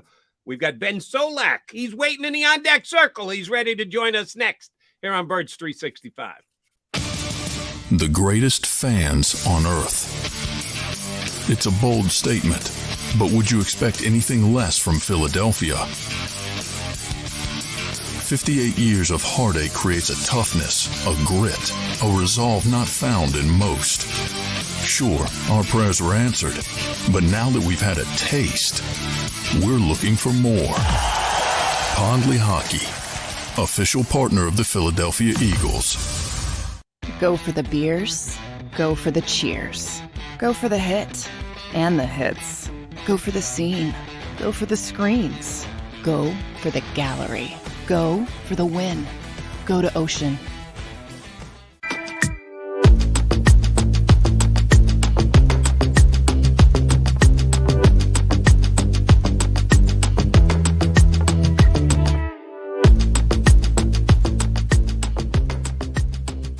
We all know that taxes are just part of life. It's true during our working years, but also in retirement. But what you might not know is up to 85% of your Social Security benefits might be taxed. Our team at Thrive Financial has helped retire thousands of people across the Delaware Valley by asking questions they never knew they needed to ask, including how their Social Security benefits might be taxed. It's time to be proactive on taxes. Get your Thrive Retirement Tax Playbook today. Jeff D'Ambrosio doesn't need a special event to appreciate his customers. Jeff shows his appreciation to them every day of the year. Jeff makes sure to stock more new inventory than anyone and guarantees prices and payments that nobody can beat. There are so many reasons that thousands of customers know Jeff is the easy, friendly place to do business. More for their trades. No judgment zone for credit issues. The best, most reliable service department in the country. That's why I like Jeff, and I know you will too. Jeff will satisfy you every day. Jeff D'Ambrosio, Destination Downingtown, Owner Appreciation Event. Post-game show with Seth Joyner. I knew that they had a running game. Derek Gunn. He has put in the effort. Devin Caney. Had we not won the Super Bowl, what would we be saying? And Mike Missinelli. Well, you know who Philly is. Post-game, now streaming on the 6ABC family of apps. Why do millions of people every year from around the world visit Philly's Rocky statue? You want to tell me the sky is burgundy with green stripes and yellow polka dots? I'll meet you on that. But you're never going to convince me Rocky is anything other than the pure greatness that it is. Never going to happen. Join me, Paul Farber, for WHYY's The Statue. We're going on a journey to explore the biography of the Rocky statue. Find us wherever you get your podcasts.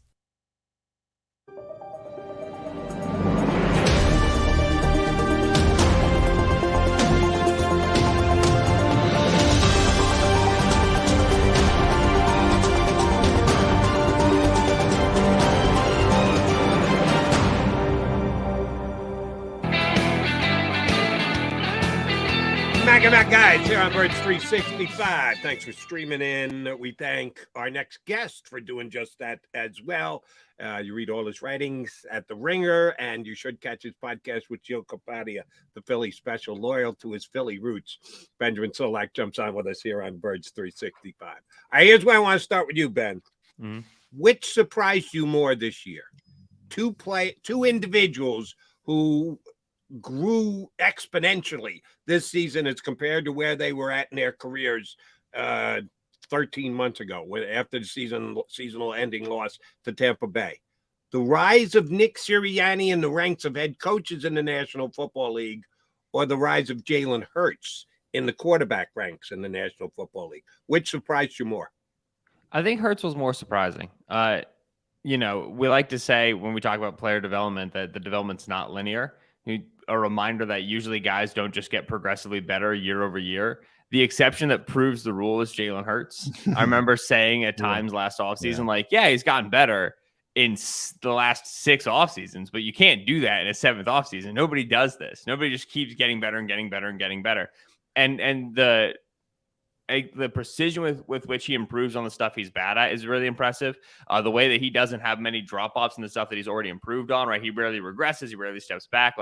It's just one of one. You just don't see guys, even among the dudes who have, the legendary work ethic. He's among the guys who love the game and we're always slighted and we're always doubted. You don't see this. You don't see guys get this much better year over year through the college ranks and into the NFL ranks. Sirianni, we're not good at figuring out who good head coaches are. The league isn't, we aren't, nobody's good at this. When a guy is just suddenly has a great season, it's only so surprising because in general, we're just really bad at figuring out who the good head coaches are.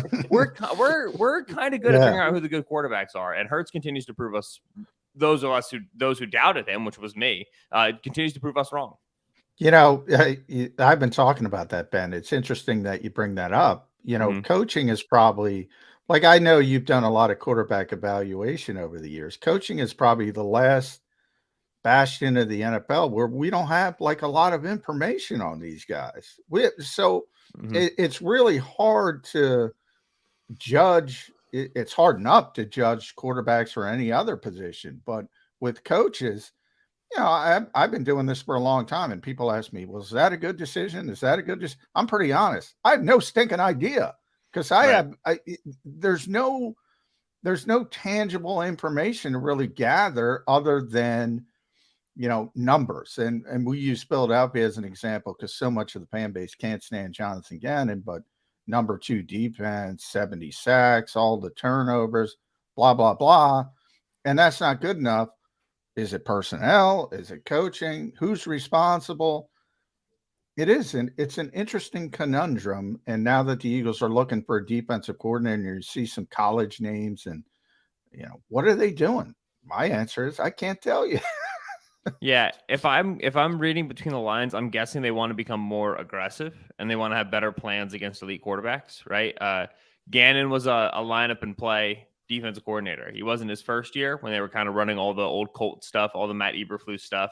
And then he wasn't his second year when Vic Fangio came in and they started running more Fangio stuff. Schematically, they changed from year 1 to year 2 a lot. You go back and watch that year 1 film. There's no, odd fronts with a nose tackle. No Jordan Davis, no Linval Joseph. They only had 4 down fronts. That's all they had. They were only running cover 2. They had none of this quarter stuff. They schematically changed a lot. Gannon has now, for 2 years of Philadelphia, brought in a new defense, brought in new ideas, installed them very quickly, and got the team to execute them. That's good coaching. He's a good teacher. Make no bones about it. I'm positive he is. But he's a lineup and play guy. And put him out in the field, and then let's have our 11 be better than your 11. And that sounds great until one of their 11 is Patrick Mahomes. And then you start saying, okay, we can't do this anymore. We need to create something. You need to generate something. There needs to be chaos. There needs to be an attack. There needs to be confusion. There needs to be movement. Something to stress this guy out. And when you look at Vance Joseph, who's known as a blitzer in the NFL level, Jim Leonard, who's known as a blitzer and a picture changer at the college level, I think they understand that they have the personnel such that they're always going to be able to beat the bad quarterbacks. They're always going to be able to stop the bad offenses. It's beating the good offenses and the great quarterbacks where you need to do things schematically. You need to put pressure on them, and that's what they're looking for in a new DC. That's why they blitzed more in the Super Bowl than they had all year long. And I said earlier that would be idiotic because Mahomes is the best at handling the blitz in the NFL. But if you get to a point where you think the only answer is chaos, we got to do something that no one is expecting. Well, they did, and it didn't work. But I digress. Interesting point you made about the change from year one of year two to the Gannon of the Gannon era here in town. It was in part predicated by the Jordan Davis draft, or was it? Had they already made the decision that we want to go more Fangio-like than we did in year number one, and we want to have the guy just on the nose and have everything build out from that? Or was it they got Davis, they liked Davis as much as they did, so, well, this is going to necessitate us changing the defense. Which came first, the chicken or the egg? I'm guessing the decision to change some stuff up schematically came first, just because Davis isn't the sort of player who, like, oh, well, you want to play him as a nose tackle, but you could play him as like a pass rushing defense tackle if you wanted to. No, he's just this, right? If Roseman took Davis without knowing that the defense was going to need a player like Davis, that's very aggressive and then kind of unnecessary, right? That I'd be surprised if they didn't already start to lean that direction and saying, all right, we need a guy who can play the true nose. And you could also make an argument that Gannon wanted to play that sort of a defensive line, that sort of a defensive front in year one, and just didn't have the guy, right? Like occasionally they put Hargrave there. No, right. But yeah, even when Hargrave plays the nose, he's not playing it to like take away two bodies, take away two gaps, make the numbers right in the running game. Hargrave's playing it to penetrate. Hargrave's playing it to cause problems. So this is like a different philosophy.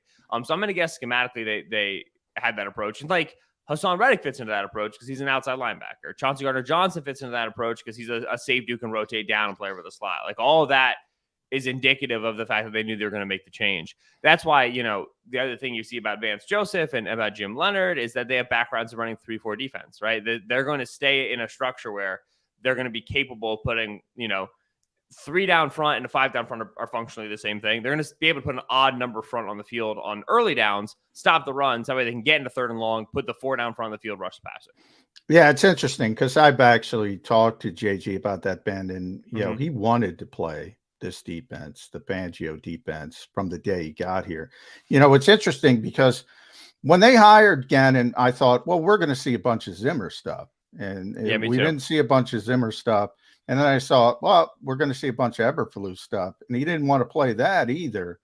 And in some ways, I give him credit. He and Brandon Staley are very close. And that's sort of, you know, more than anything else where it comes from.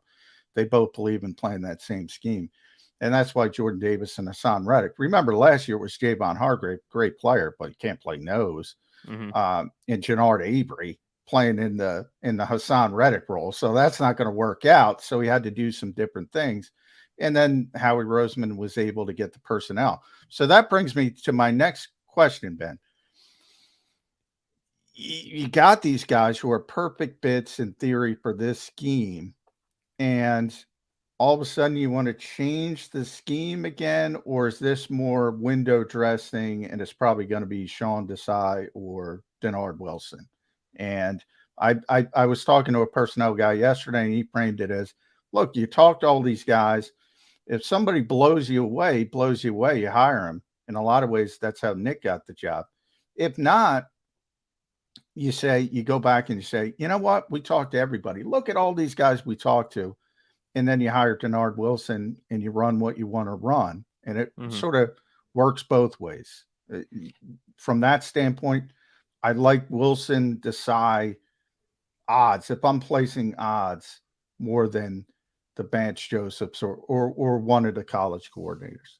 Yeah, I agree. I think they're more likely to internally promote Denard or bring in Desai and kind of keep the language the same and say, we have 11 guys who are really good. Let's kind of let them run what they know and play fast.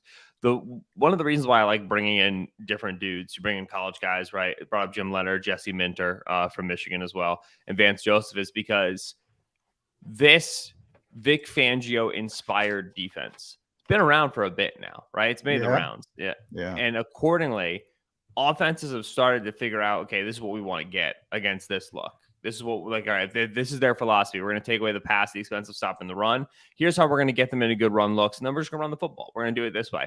All right, if they want to play, drop this safety down, here's where we're going to run our over routes. They start to find the weak points, the gaps in the armor. So then when you bring in like a Sean Desai, for an example, Desai's had opportunity to coordinate and affect multiple defenses now over the past few years in Chicago and in Seattle. Those defenses lost to the same stuff. Like those defenses were soft against the run and would lose to heavy personnel run teams, regularly, right? Consistently. And so you start to wonder, like, all right, does Desai have like the exact answer, like the very tricky, very specific answer to this one problem?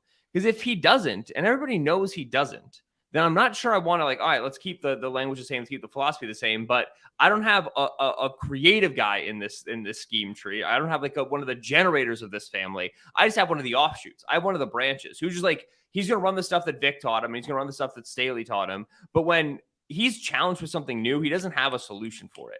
Like a lot of being a good defensive coordinator, specifically to the defensive side of the ball, is being able to solve 1 week problems. Okay, like we're going to show them X.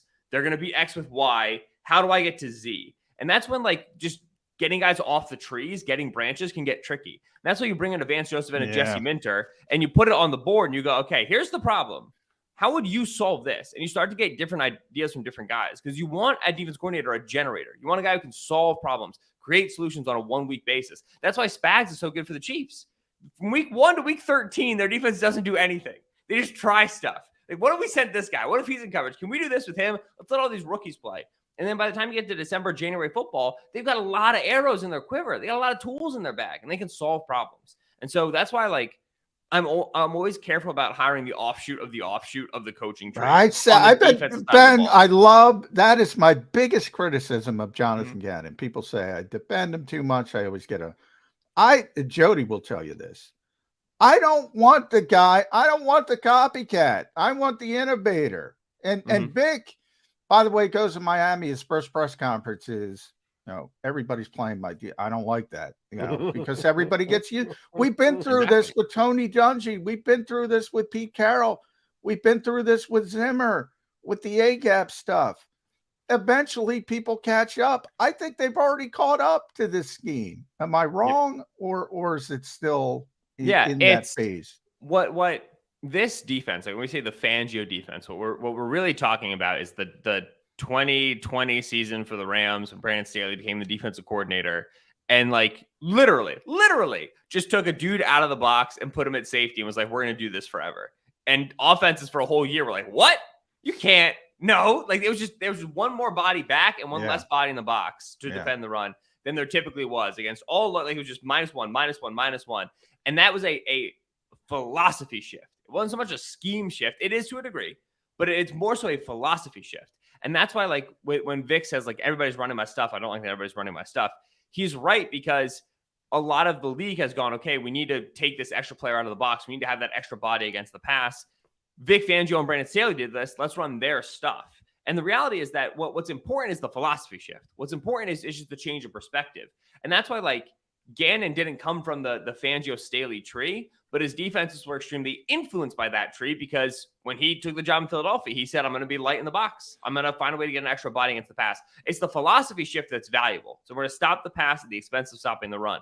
So when you interview Jesse Minter, one of your first questions is, hey, where's the extra? You're going to take the guy out of the box, stop the pass at the expense of stopping the run. So if he comes in, he's like, we're going to have a guy for every gap and we're going to stop the run and the battle's won in the trenches. Just not where football is right now. You have to be able to understand philosophically, stop the pass, expense, stopping the run. So the philosophy effect of Fangio and Staley, excuse me, very, very good, very valuable. You want to keep hunting that. Schematically, you don't need to like run, Vic Fangio calls this, cover 8. So we're running cover 8 because that's what Vic runs. Like, we don't need that. We need the philosophy. That's the important thing in your next defense coordinator. All right. Speaking of philosophy, and you just made me think of this, and I appreciate you doing that because I was going to bring it up at some point on the show today. The way the Philadelphia Eagles and the Kansas City Chiefs prepared for the year. Now, I know Andy Reid in 2022 is not Andy Reid 1999 because I was here in Philadelphia in 1999 when he had his first camp ever. The game has changed. The National Football League has changed. Even the way Andy preps for a season has changed. But he's still as old school as anybody else in the league. If you're only comping him to the other 31 teams, He puts more time and effort into practice. He works them a little bit harder in preseason, certainly harder than the Philadelphia Eagles do, who run one of the most lax preparations in the National Football League to get ready for a season. Now, I had to give the Eagles a ton of credit because I questioned it and go, hey, what happened to practice makes perfect? They got upwards of an hour and a half. They're done in 35 minutes. What the hell? Hey, get them off. Get them in. Let them rest. But it worked for the Eagles. They were healthy for the Super Bowl. But again, bottom line is the last team standing was the Kansas City Chiefs. And they put in more prep time than almost anybody else in the National Football League compared to a team that puts in maybe less prep time than anybody else in the National Football League. Am I grasping at straws here? Did that have nothing to do with the outcome of the Super Bowl? Or can the Chiefs kind of bang their chest go, see, our way works. Practice does make perfect. The Eagles play the Chiefs in week 1 this upcoming season. I think it'll matter. It matters in that sort of a game in September a lot more than it matters in a February game. I think by February, you know who you are as a team. You've taken a lot of hits. You've done a lot of tackling. You're up where you're supposed to be in terms of physicality. You've made your mistakes. You've installed your stuff. You changed your stuff. You're all right. I think you see a lot of the teams that relax and don't do as much physical stuff in August, right? Who've ramped practice times down, who have, ramped shell days down. Like, I think you see those teams, yeah, they'll come out the gate slow in week 1. They might have an embarrassing week 1 loss. Think about Bills against Steelers a couple years ago, Packers against Saints a couple years ago, right? Just dead out the gate. But by the end of September, I think you're all right. I think you remember what football feels like and you're okay. By the time you get to February, I think it's negligible. And like you bring up, Eagles were unbelievably healthy over the course of the season. Yeah. And the edge that you lose in terms of like not having great preparation and stumbling out the gate week 1 and week 2, in my opinion, is less than the edge you gain if you're getting one more starter healthy for a playoff run than you would otherwise. Just one, to me, is more meaningful. So I don't know just how like strong that correlation is. Health is a very tricky thing to try to predict and plan for in the NFL. So I'm not going to go and say, oh, the Eagles are healthy this year. That means all their practice schedules were correct. I think that's still a moving target. But to me, like a February game isn't impacted too much by how much you're practicing in August relative to like the early season games. Want to circle back to where we started, Ben, and you mentioned Jalen Hurts and the uniqueness of the constant improvement year after year after year after year, which we typically don't see with quarterbacks. You have lulls, you have valleys, you have peaks. He's been pretty consistent with the upward trend. A lot of that, I think, relates to his work ethic, his willingness to try to improve. A lot of that is player development. I often think about 1999 and that draft and Donovan McNabb coming with Andy Reid. What if some of those other guys got with Andy Reid and Donovan McNabb had to go to Cleveland or some disastrous organization at the time? I think player development is real, is what I'm saying. The Eagles had one heck of a supporting cast. You've done a lot of quarterback evaluation, as I mentioned. What is the ceiling of this player?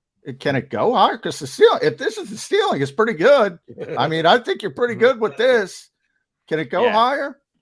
If he can continue to make throws like the ones he made in the second half of the Super Bowl, yeah. Like Hurts, in terms of making challenging throws into like tight windows this year, he didn't really have to do it too much. They do it down the field a lot, right? He'll just take a one-on-one shot to AJ Brown, take a one-on-one shot to Devontae Smith and be like, hey, you're covered, but you're like really good. So just go make this catch. Like there's those tight window throws. And then there's, I can see half of Dallas Goedert. Let me put this ball up, above the rim where only he can go get it. And he does. Like those, like the crossing patterns and the patterns into the sideline, like those are as big boy of throws as you can get. So to me, like that's an area where Hurts is really accurate downfield. He was less so accurate after the shoulder injury, but over the course of the season, really accurate vertical thrower down the field. Stuff that crosses his eyes left to right horizontal is stuff where he's not as accurate, but like the throws he was making in the Super Bowl there were impressive. And so that's the spot where you can get better.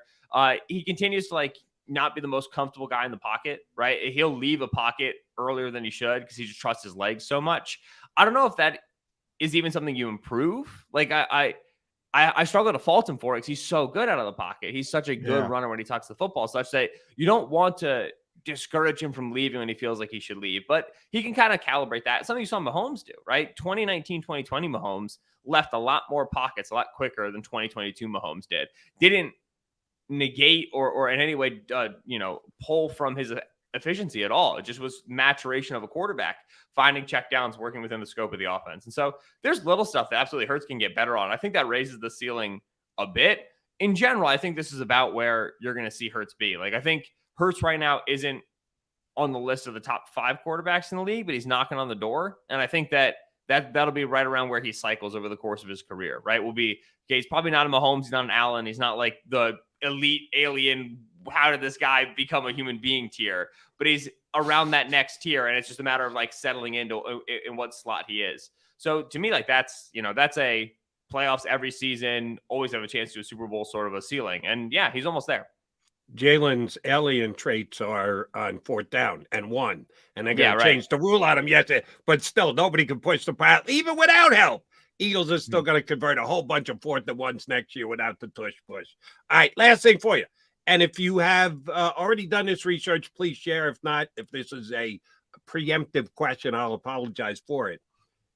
Eagles have to upgrade their 3rd wide receiver. We got no problems with Devontae. We got no problems with AJ. Quez Watkins dropped a bunch of balls this year, didn't fight for balls against Dallas, let Dallas into. We all know the knocks on Quez. How about a philosophy switch at that position? Rather than a guy, we know what Quez's strong suit is, he can fly, and he's going to get up open over the top, and 2 or 3 times a year, you're going to connect on a 60-yard touchdown. It's going to be great. But then there's every other play. Maybe a more like a Danny Amendola guy. Give me a smaller guy who's going to make the catch on 3rd and 7 for 8 and fall down and get the first down. Doesn't have to be big play. Doesn't have to be over the top, but just somebody who can catch the football. And maybe I'm overreacting to Quez dropping the football. But give me a possession receiver in the slot rather than you were going to hit him long type receiver. A, good philosophy, and B, is there a free agent out there that would fill that void for the Eagles? Yeah, I like the idea of a possession receiver as their 3rd receiver. I think you can keep speed as like wide receiver 4 and wide receiver 5, get him on the field occasionally, but he doesn't need to be your 3rd receiver. I would say that instead of going small, they'll go big, right? Like think about Zach Pascal, right? Where like Pascal, like when Stoutland talks about Pascal, he's like, this is one of the best non-offensive line blockers I've ever seen, right? And that player is really valuable in terms of the Eagles' RPO game, right? Run pass option, just their general run game, right? You go 11 personnel, 3 receivers on the field, but Zach Pascal is that 3rd receiver. You have an additional blocker that really adds a layer to the running game. You send this guy in motion, make him a lead blocker for Jalen Hurts. Like, I think if they go for a possession receiver, they'll go for a bigger body. Alan Lazard is a sort of a free agent that makes sense for that. Jacoby Myers can do that. I think they'll get outpriced from Myers, right? I think Myers will be, too big on the free agent market. Juju Smith-Schuster's around. Juju doesn't block as well as he used to, though, because he's gotten banged up a lot. So he's not nearly the physical player he was. Robert Woods got cut by the Titans. That was long time his role with the Los Angeles Rams. That's the sort of dude that I'd imagine they look for. I don't think they'll go. Yeah, they wanted Robert Woods before he went to Tennessee. Ben. Yeah. So I'd be surprised if they go undersized, like the Amendola mold, like you said. I think they're more likely to go for a bigger mold. They'll keep speed on the roster for sure, though. So even if they get they let Pascal walk and they improve on him with Robert Woods, Quez will still be on the roster and he'll still probably be wide receiver 3. It's just Woods will have a family of snaps on early downs when they want to involve him in the blocking game, in the run game. And then Quez will have a family of snaps on later downs when they just want to stretch the field, make more room for AJ, make more room for Devontae. Bigger issue at Benjamin Solak. Read Ben at theringer.com. Does a tremendous job with our buddy Sheil Kapadia on the Philly Special podcast. Last year, one of the underreported parts, I think, of the Eagles' success was the continuity on the coaching staff. We're at 4 and counting now. Both coordinators are gone. Nick Rallis is gone. The Eagles thought he was a future defensive coordinator. Was right. He's already a defensive coordinator at 29. Joe Casper, a little bit lesser, but he's gone. Continuity of the coaching staff versus all the free agents, bigger problem for the Eagles moving forward. I think it's all the free agents. It's not to diminish the value of the coaching. Like, losing both their coordinators is tough. And the Eagles have done a nice job, I think, over the course of just Lurie's ownership of developing coaches in the building, let alone what we've kind of seen from Nick Sirianni and kind of wondering what it'll be like in his first moment now where he's got to replace some coordinators. I think in general, they have a good philosophy there. It is a big deal. I don't want to diminish it at all. But Javon Hargrave plus James Bradbury plus Josh Gardner-Johnson plus TJ Edwards plus Miles Sanders plus Isaiah Moore. It's a lot. I think they're a really talented team. And a lot of these dudes are approaching free agency. They're not going to be able to bring them all back. Cap's going up, but it ain't going up like that. And this is a team, like I said, they lined up and played on defense and they lined up and played on offense. I mean, they walked out on offense, ran a college offense, just dominated NFL defense. Yeah. They were so talented. Such that People get mad at me, Ben, when I tell them how simple the Eagles offense is. Tell them the Eagles offense is freaking it's simple. not a slight, it's a compliment. No, right? I know. Everybody else got to do like 10,000 things on the chalkboard. Got coaches in the room at 2 a.m. living on Red Bull, trying to figure out a way to get an explosive passing play. And the Eagles are just like, what if we just throw it to AJ? Could we do that? That'd be good. That'll work. Like keep it simple, stupid. They went and got they got a quarterback who puts a unique stress on the defense. They play 11 on 11 so they can run the football. They went and they got receivers that can win against man coverage. So that way, when you have to put that extra player in the box to get man coverage on the outside, they'll win with that. And then they got a play caller in Shane Steichen. And this is where I really think their losses might hurt them. They got a play caller in Shane Steichen, who's just he was like a boxer with feel. Man, he was like a pitcher with like a sense on the mound. You just had great description. He is a great play caller. Always just knew, like, he just would hit you with the same little run, the same little run, the same little run. And then the moment you as a defensive coordinator adjusted, he was already there with the counter. Like he could feel when a guy was ready to counter, and he would just be one step ahead. Just a wonderful, like, sequential play caller, just understood the game. And I'll be curious to see how they replace that, because 2021, Nick Sirianni gives up play calling, Shane Steichen gets it, and that was the first spark for this offense. That was the first we got something here with Jalen Hurts. And so Steichen, I think, is a really big loss in that regard. But in general, if you can be simple and just line up and play and consistently score 30, why would you do anything else? It's a testament to how well the roster's built and a testament to the coaching staff understanding the players that they've got. So love their simple offense. It's awesome. It's impressive. But they're going to lose some of that talent. It's going to make things more challenging moving forward. And it may next year be necessary that they get a little bit more creative because not all of the same pieces are going to be in place. All right, last thing for me, and it's a completely unfair question. I love asking unfair questions. Got to do it. Hypothetical, look into your crystal ball. The starting cornerback across from Darius Slay next year on the Philadelphia Eagles will be one of four things: the return of James Bradbury, the elevation of someone on the roster, a Zach Mack, maybe, another veteran coming in, free agent, or trade, maybe Howie makes a trade, but for a lesser salary than a Bradbury's going to get on the open market, or a draft pick, someone that Howie will pick in April. Four potentials. Bradbury stays, Eagles elevate, they go find somebody else, free agent or trade, or they draft a replacement. Put them in order for me. Most likely to be starting across from Slay next year. One is draft a replacement. I feel pretty strongly about that. The biggest weakness of this Eagles team that was never exploited or talked about was they had two corners, outside corners over 30 with no depth. None. Like Avonte Maddox. Zach Mack, you're not a big Zach Mack fan? Nah, I mean, like, I think they'll give him a shot to win it. I haven't seen anything from McPherson in his, like, very limited reps that makes me think, oh, this guy's really figuring it out. McPherson's also, like, he's tall, but he's not, like, the longest dude. Maddox is short. He's not the longest dude. Like, they were living with two 30-plus guys at outside corner with nothing proven behind them. And Slay and Bradbury never missed time. And that was, like, living on a razor's edge. I definitely think they draft a guy. This corner class is nuts good. I love, like, at 10 and at 31, at 30, you have really nice picks. And so I imagine draft a guy is top. Two, I would say is the veteran trade and replacement, right? The pick up a guy, like, you know, the Steven Nelson, Ronald Darby, James Bradbury approach. Like, this is just what Howie does. They're going to cycle in veteran corners and see if they get lucky on a guy. And when you do, like with Bradbury had a rough season in 2021, played so much better in 2022. You just see how much it helps your team. I would say 3 is bring Bradbury back and see what his price tag looks like, see what he is in free agency. I would say 4 is internally promote, just because if they're internally promoting, they're already thin when it was Slay, Bradbury, and then McPherson.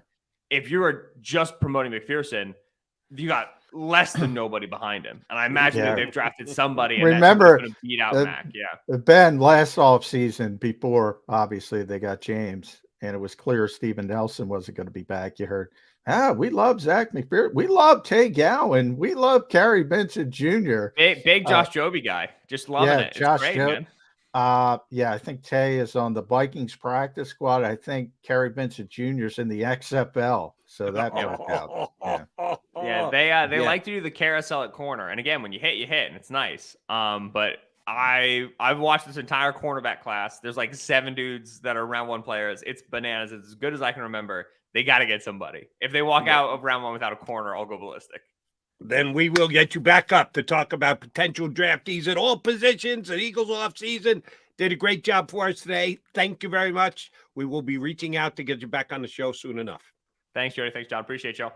Our pleasure. Man. Ben Solak from The Ringer, and you got to check out his Philly podcast. They call it creatively the Philly Special. Philly Special, baby. Yeah, Ben knows his stuff, man. Ben knows his stuff. He's he knows good scheme and he's great evaluating quarterbacks and but yeah, Gannon wanted to run the Fangio defense year 1, but you can't do it with Gennard Avery and Javon Hargrave playing nose tackle. No, you and to Howie's credit, he got through to Howie and said, here's what I need. If I'm gonna run the defense, I want to run. Here's where you need to give me different talent, upgraded talent. And damn if Howie didn't go out and get it for him. All right, McMullen and McDonald coming back. We need to put a bow on the show.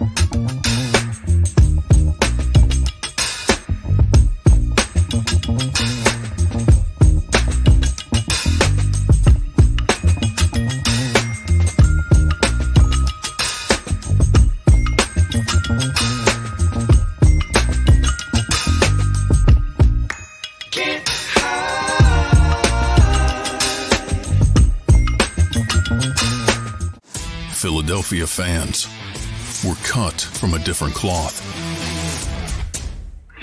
Born into a brotherhood and bonded to our team for life. We believe anything is possible because we've witnessed the impossible.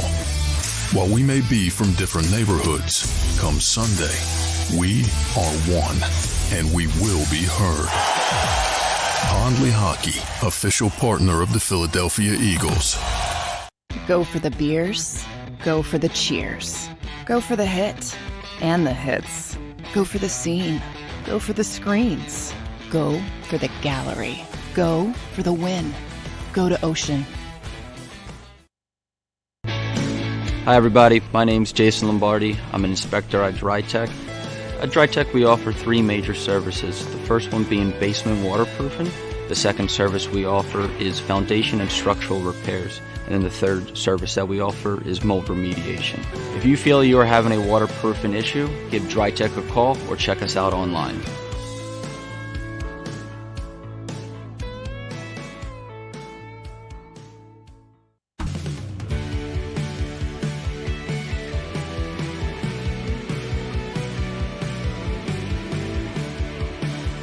My name is Fran Salerno. I'm a managing director here at Del Valle Insurance Group. Been in the business for over 36 years, saving people money on their insurance needs. Give us a call. Let us help you custom design an insurance plan that meets both your needs and budget.